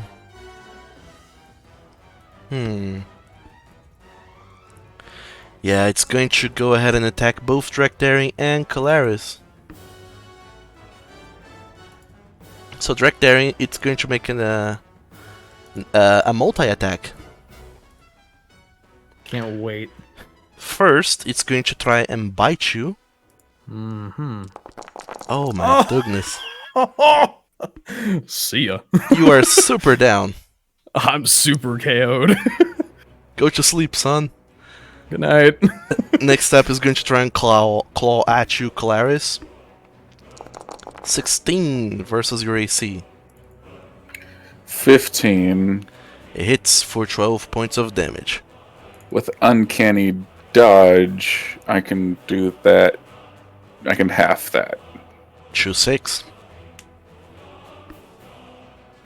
So you suffer 6 points of damage, and that's your reaction, I believe.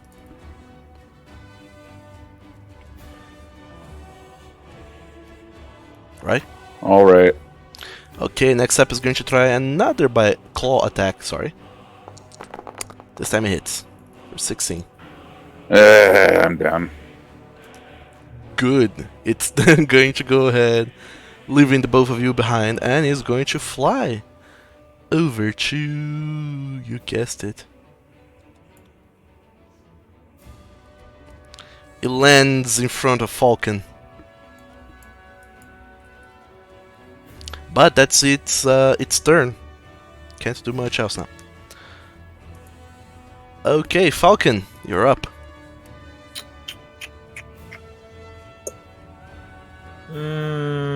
Let's see. I have that. This.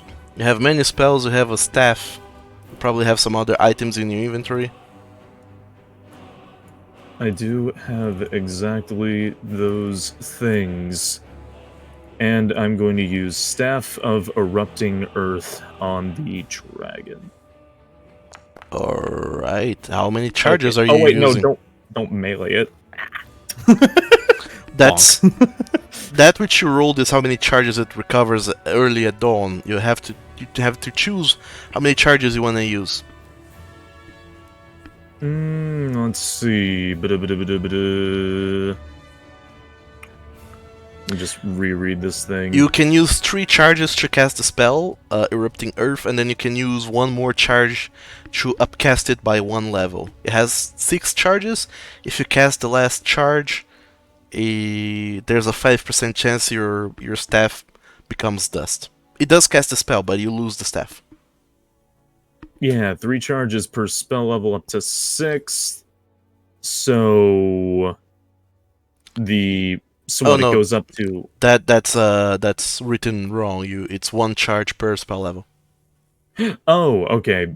1 charge per spell level, and it has 6 charges. And this erupting earth is. You might not survive this. Sorry, Lost what? everything. We're gonna be fine. Use all charges. You're a cleric. We're gonna be fine. I don't think so. I think we are going.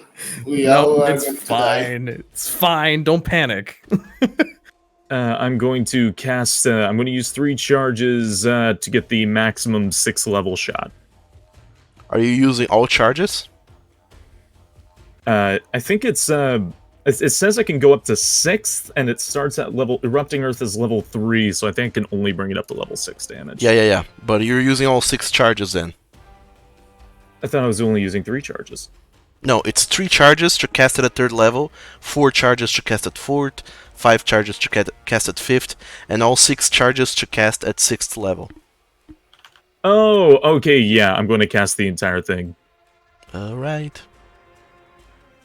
Okay, Sweet. so Damage decreased by 1d12. go ahead and cast Erupting Earth at 6th level. I don't think you can do it through the staff. You will need to probably import the spell to your spell book. Huge I think range that's of his. just- Let me double check. I think I can. I think I can drag Erupting Earth out into my. Oh, spell scroll. Erupting Earth. Okay. Oh, neat. Yeah, Oh, it lets really? me drag out the spell scroll. That's actually really helpful. But oh, That's really well, it's cool. supposed to be higher than that. But Yeah, cast it at 3rd level. Oh, well. Oh shit. Spacey, what are you doing? Listen, nobody else has had to use a magic staff. Okay. No Fair one else enough. is a wizard. Fair enough. Okay, so what you're doing is 3d12 bludgeoning damage plus 1d12 for every level. So just roll 6d12. Yeah. There we go. Oh my goodness. Good God. It gets to make a dex saving throw on a 20-foot cube area. I imagine you're targeting nothing else other than the Durg, right? Just that. Yeah. No, I'm not hitting myself with Erupting Earth. Okay. I'd be pretty desperate. It seems like it makes it.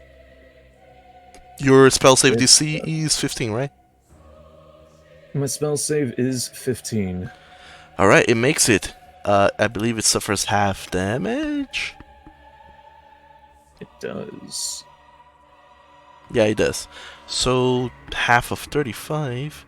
I don't have to calculate. Foundry does the math automatically for me. Okay, that's half the amount of damage.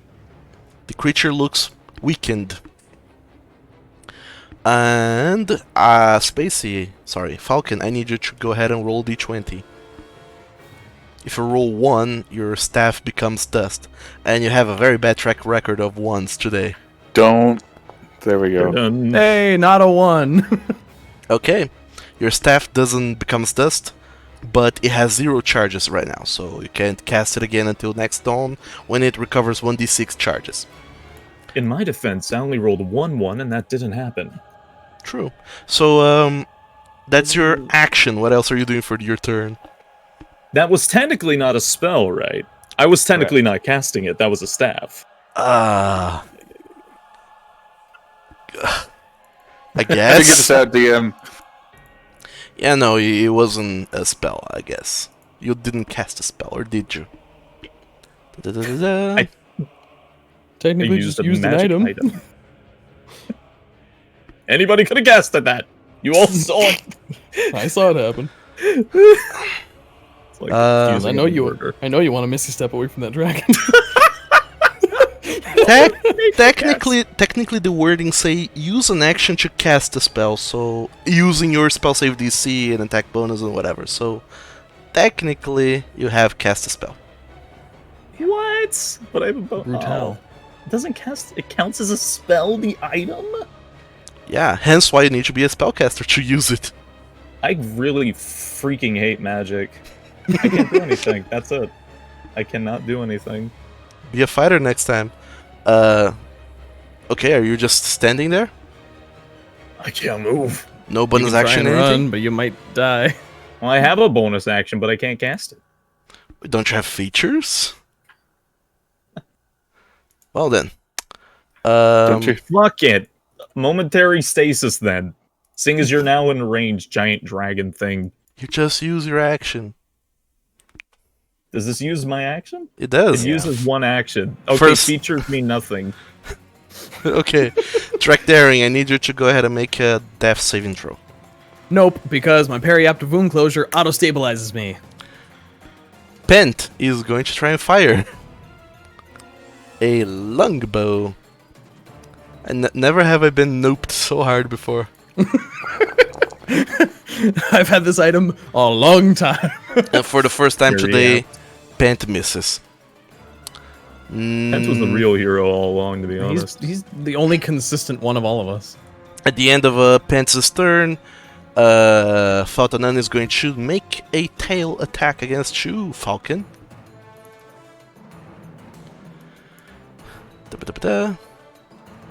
18 to hit, dealing 19 points of damage. I don't suppose I can say that the tree gives me cover to the tail, do I? No, it's around the tree, so no. I hate trees.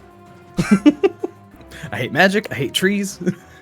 He's just turning into Lewis at this point. Yes. Or Francis. Francis, yeah. That's I what hate trees. You got the reference though. So Oh, yeah, of Gambrinus, course. Gambrinus, it's your turn. There's two friends who are unconscious. Yeah, now I will do the channel divinity and do the preserve life. So I move and I channel it and use so they get 17 points each. Alright. You move over closer to them using our action to channel life wirelessly towards your friends, your companions, giving them each 17 hit points, Colaris and Direct Daring. Wonderful. And technically you have one extra point to give to whoever.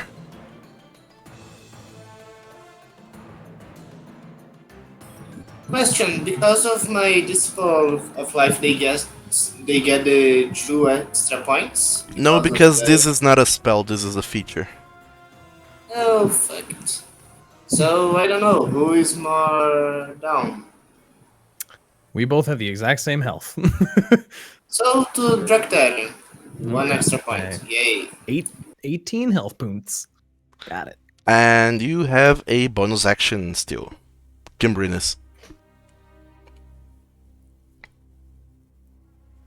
With which you can cast a spell if you want.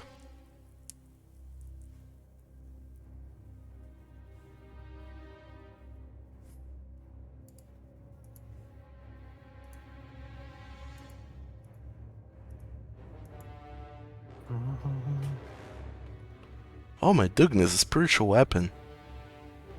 It's a good choice. Yeah, it was the I haven't seen this spell casting for so long. It's been a while. It's such a staple of D&D and I haven't seen this spell cast. Spiritual weapon, I can't see. well. It was the only thing I could do right Yeah, it's a bonus action to summon it. So. now, so that's it. Yeah, you could do that, or the other thing that I forgot, Toll the Dead. Spiritual weapon. Okay, does it works? Please tell me does. It does. Great. There's a gosh dang it. Oh, there it is! It's a tiny, tiny sword. Like, where Ooh, the tiny hell sword. is it? I don't understand. Oh, there it is. It's so cute. It's like a translucent sword. I love. Can I make it a spiritual weapon? Always display, because we want to be able to know where it is. Okay, spiritual weapon. Gambrinus, you get to make an attack roll. and then if it hits, a damage roll. That's a cantrip? No, that's a No, spell. it's a bonus action. Oh. Bonus action is summon. If you summon it next to an enemy, it gets to attack immediately. So for the attack roll, just a strength roll. That's it. Come again? So just roll my strength ability. Is that it? To hit, you make a melee spell attack, so your spell attack is +5. So roll a d20 plus 5. Yeah. Oh boy, I'm so hungry. Like legit? Because I've got like a sandwich in the fridge that I've been thinking about for the past hour. I've been snacking on rice and chips this Yeah, I don't think I can eat your sandwich. Technically, your wisdom save is the same bonus as +5, so I'll take it. 19 does hit with the spiritual weapon, so you can do bonus. You can do damage. At which level did you cast your spiritual weapon? Gimbrinus. Second level. Sorry. Oh shit! Okay. That's all big.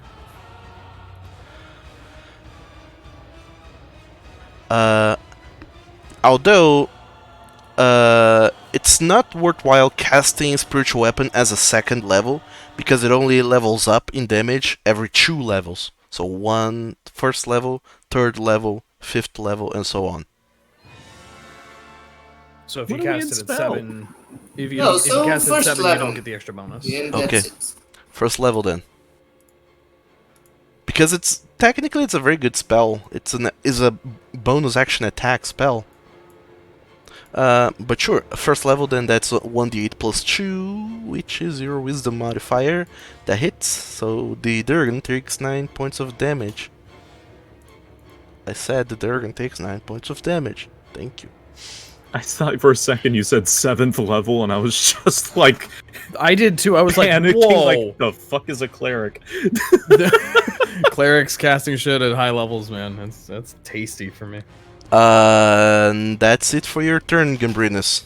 You have nothing else you can do. I believe you still have like 5 feet of movement. No, thank you. I will Just a be step very through. far from the dragon. Okay. So at the end of your turn, the Durgan is going to go ahead and attack Falcon. Good knowing you. Yeah, okay. Using its legendary action to tail attack. Bye, Falcon. 19, I totally believe that. 19 points of I'm damage. knocked out. Falcon, you are unconscious. And Clarice, it's your turn. Ugh, I mean, like, ugh, let me do some measurements.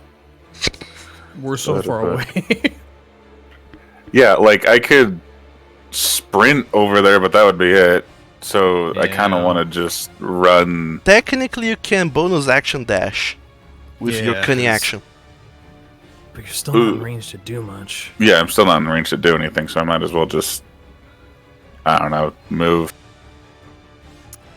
Don't you have any ranged weapon attacks things you can do? Oh, I have no ranged. Well, it I have has spells, and all my spells are utility. well utility way into victory. Sure, I'll spider climb up the tree I'm standing next to. You joke, but I've done this. Not only that, but if you want, you can hold an action. You can say, I want to hold my attack action for when the Durgan comes near me, for example. You know what? I'm gonna hold a grease spell for when he gets in range. There you go. Is it not in range of grease? No, grease is what? Let me see. It's really small. It's Up to 60 feet away. yeah, 60 feet away. Let me see. Although it's not gonna do you a whole lot of good right now. To cast I don't grease. think it'll. He is in erupting Earth right now. It's difficult terrain. It's true, but if he takes off and flies, that doesn't matter. Eh. Yeah. But you can hold off. You can hold an action if you want. What are you doing, Clarice?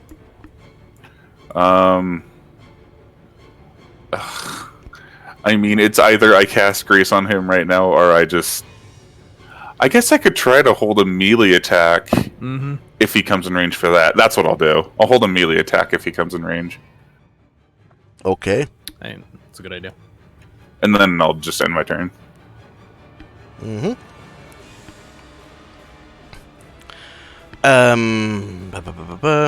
That's the end of your turn. Fountain ends his turn.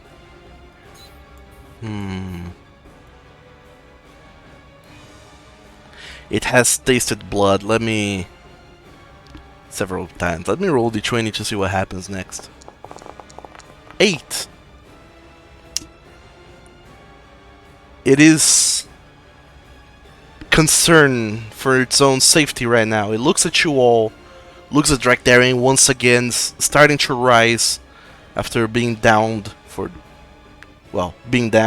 sees Calaris also standing up, still with some of your clothes still frozen and icicles formed near your horns.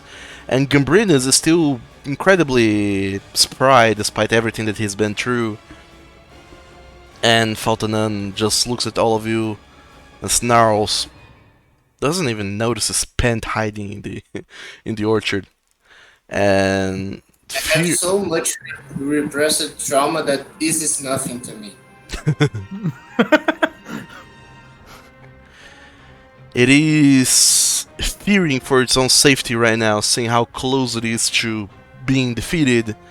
It's not going to... God fucking damn it, dice. Don't roll into the ground. Okay, dang it. He doesn't get his breath weapon back, so he is just going to leap off the ground, flapping its wings, looking at all of you and say, "Fine. I know who you are. Calaris Delmarev. Falcon Doku." Knocked out. Knocked out on the ground, unconscious. Bleeding out.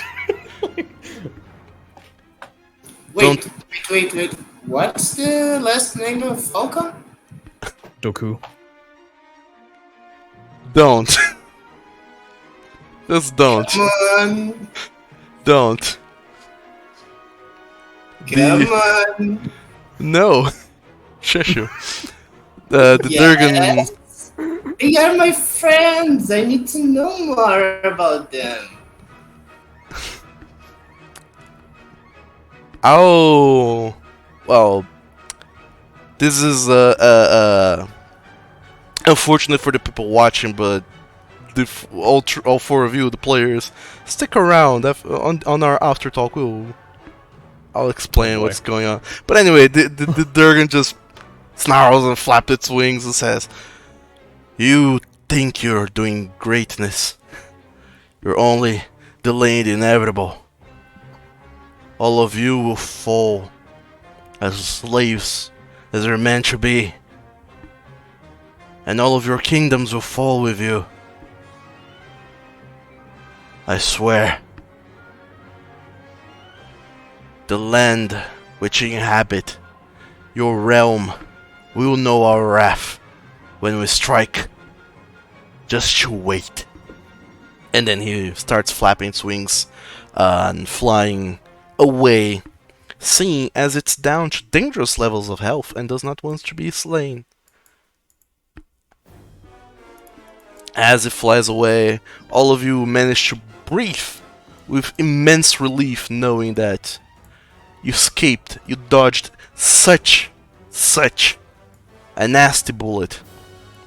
But despite all odds, most odds, all of you are alive and well. Albeit bruised and beaten and bleeding, you are well.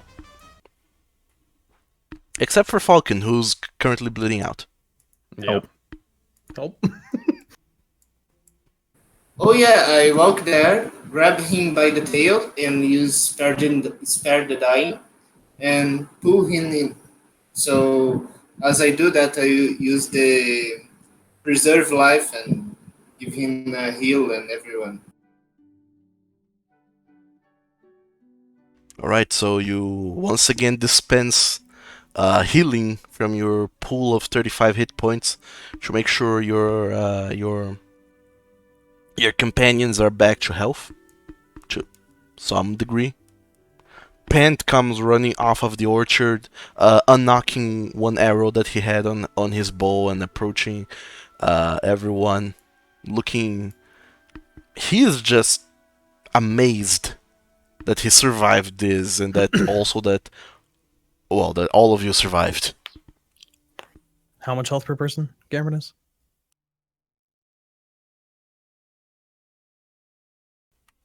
Gambrinus, how much health per person? 35 does not divide. To Three make people. things fair, I think 7 to the guys, to Drakdarian and to Colaris, and the other, and Falcon can get the rest. So Falcon gets 21. 21 points of healing to Falcon, which can't do because that's more than half his hit points. Oh yeah, so He can only get 18. he gets 18, and the rest I divide equally to Falcon, to Drakdarian and Colaris. Okay, so that's So, 3 points to divide so- equally, so No, hate odd it's numbers. 35 points. He gets 18, so it's 12, 17. So 17, 8 points to one and 9 points to another. okay. All of them heal somewhat, still wounded, bruised, and they don't look well at all, but they look alive, and for now, well, alive and free, and for now that's all that matters. I would like to point out that Falcon's very first thing he does upon waking up is lift both his arms up and cast Misty Step and just slide over a few feet. Just still laying on the ground, and then he just flops back onto his back. Just stop, walk over, and offer one hand, like, you okay? Oh, I make a gesture so he can come back, and I cast Prayer of Healing. So I spend 10 minutes praying to Pasperon and heal the guys a little more. Oh, Alright. honestly. Are you Prayer, okay? So we, prayer of healing is a roll, right? yes. Okay. So I use it on a second level, so they get 12 plus 2 plus 2, so it's 14 points to everyone. Okay. Actually, it's only 12. D&D Beyond already adds the modifiers, it seems. Really? It seems. Oh, okay. Oh, you say so, you say so. Yeah, it's a 2d8 plus your spellcasting ability modifier, which is plus 2. And then the 4 is from that, so it's already calculating everything correctly. 3 plus 3 plus 6 is 12. And then you recover some as well. Okay. And then Dad. What?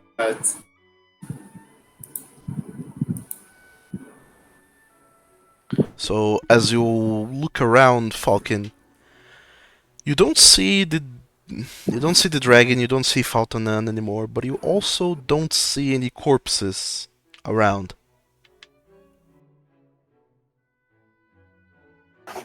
Oh, good. I don't see my dead body anywhere. Yeah, you're fine mostly. Were we expecting dead bodies?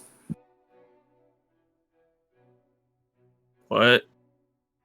Some of us could have died there. I mean, he took I a wanna pretty good sleep. chomp out of me. I'm going You to can't bed. sleep yet. No. Come here.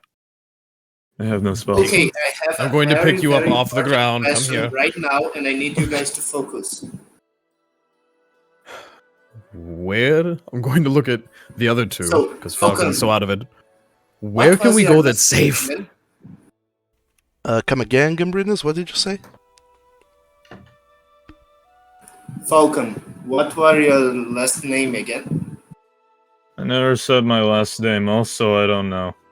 The dragon said it, though.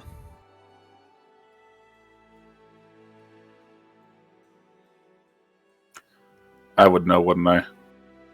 You would, Clarice, yeah. Actually, everyone would know, except for Falcon, because he was unconscious when the dragon Yeah. said so. I am in massive amounts of pain. The heals, the wounds, they do not heal. Fear is all I Oh feel. my God. Confusion is all that's real. Oh my god. I need a You're bed. being so overly dramatic, I need coffee. Falcon.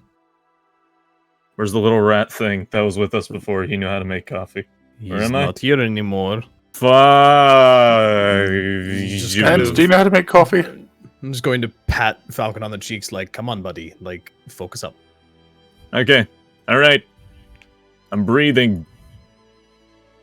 I'm breathing. You're not dead. I'm not dead.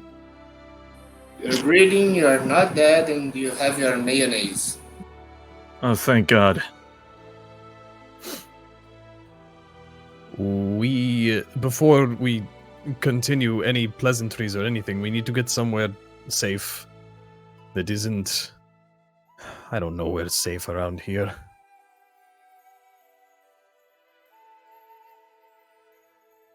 What about you two? Are we just lost in a forest? Like, is there anywhere we can go? Would I know where we are? You would know where you are. You're not 100% sure because at some point you were kind of just blindly following Falcon, who was running, but you know where the castle is.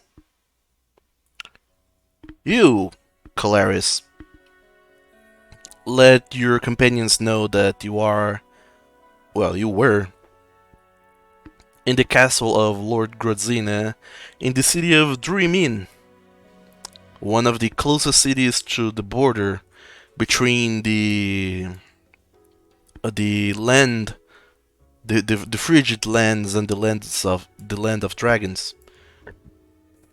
And you think to yourself for a little while, this forest you guys came into is probably Aldheim Forest, or a tiny little bit of it, and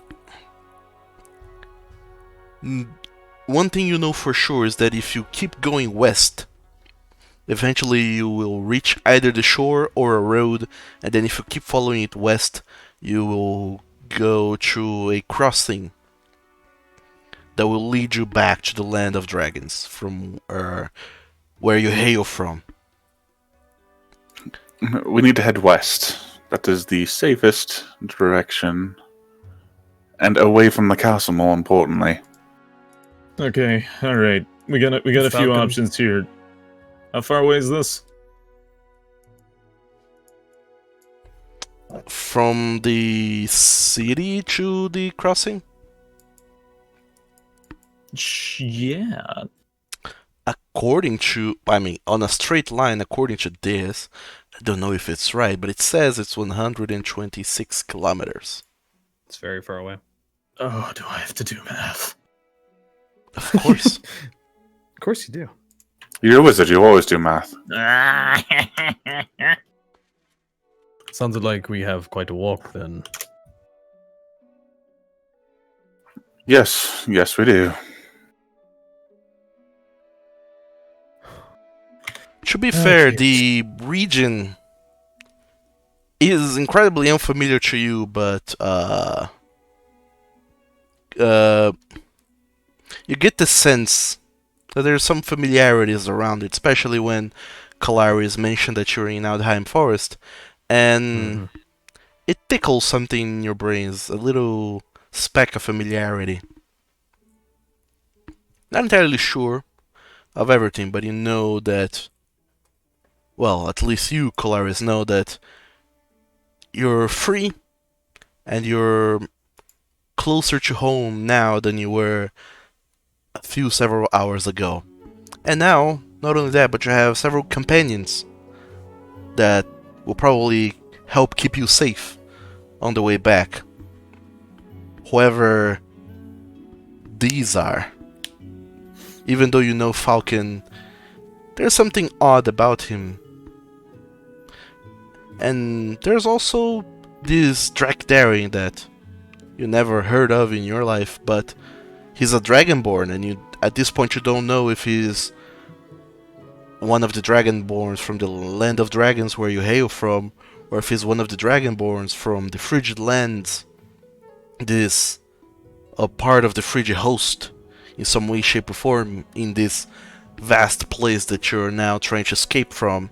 And there's also Gambrinus, this cleric lion that apparently was caught in some sort of diplomatic political crossfire between your land, your realms, and these. And there's also Pent, who now seems to be smiling eagerly, thinking that he's probably on his way to become a squire and serve under you and your people. And from the way that he's smiling, it seems like it's going to be a fairer employment under the Delmarev family. And despite everything you know and feel about your family, if they are better than the people here in the Frigid Host, these people here are the absolute worst.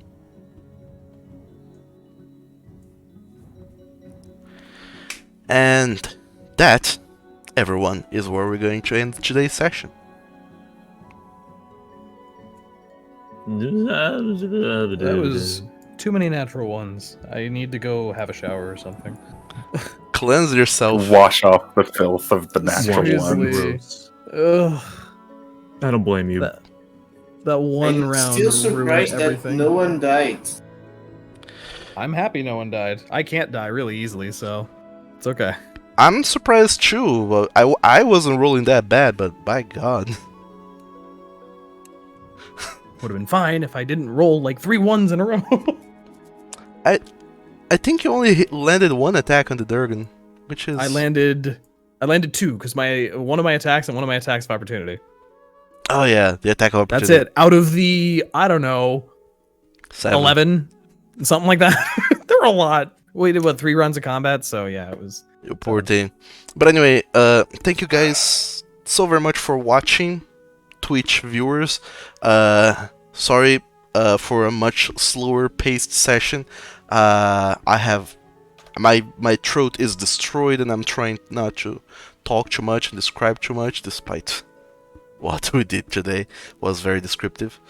But I should be feeling better for the next session, which will happen again next Tuesday at the same time, at the same place, with the same players. Hopefully nobody leaves until then.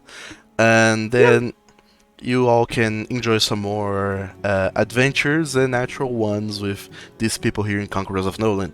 If you enjoyed this, make sure to go to my YouTube channel to catch up on previous episodes if you missed any, and don't forget to, do the things like give likes and subscribes and all that jazz that helps a little bit. In any case, see you all later. Thank you so very much for watching and sticking around with us for some delicious D&D, and I hope you all have an amazing week and that it might be blessed with no natural ones. Goodbye, Twitch people.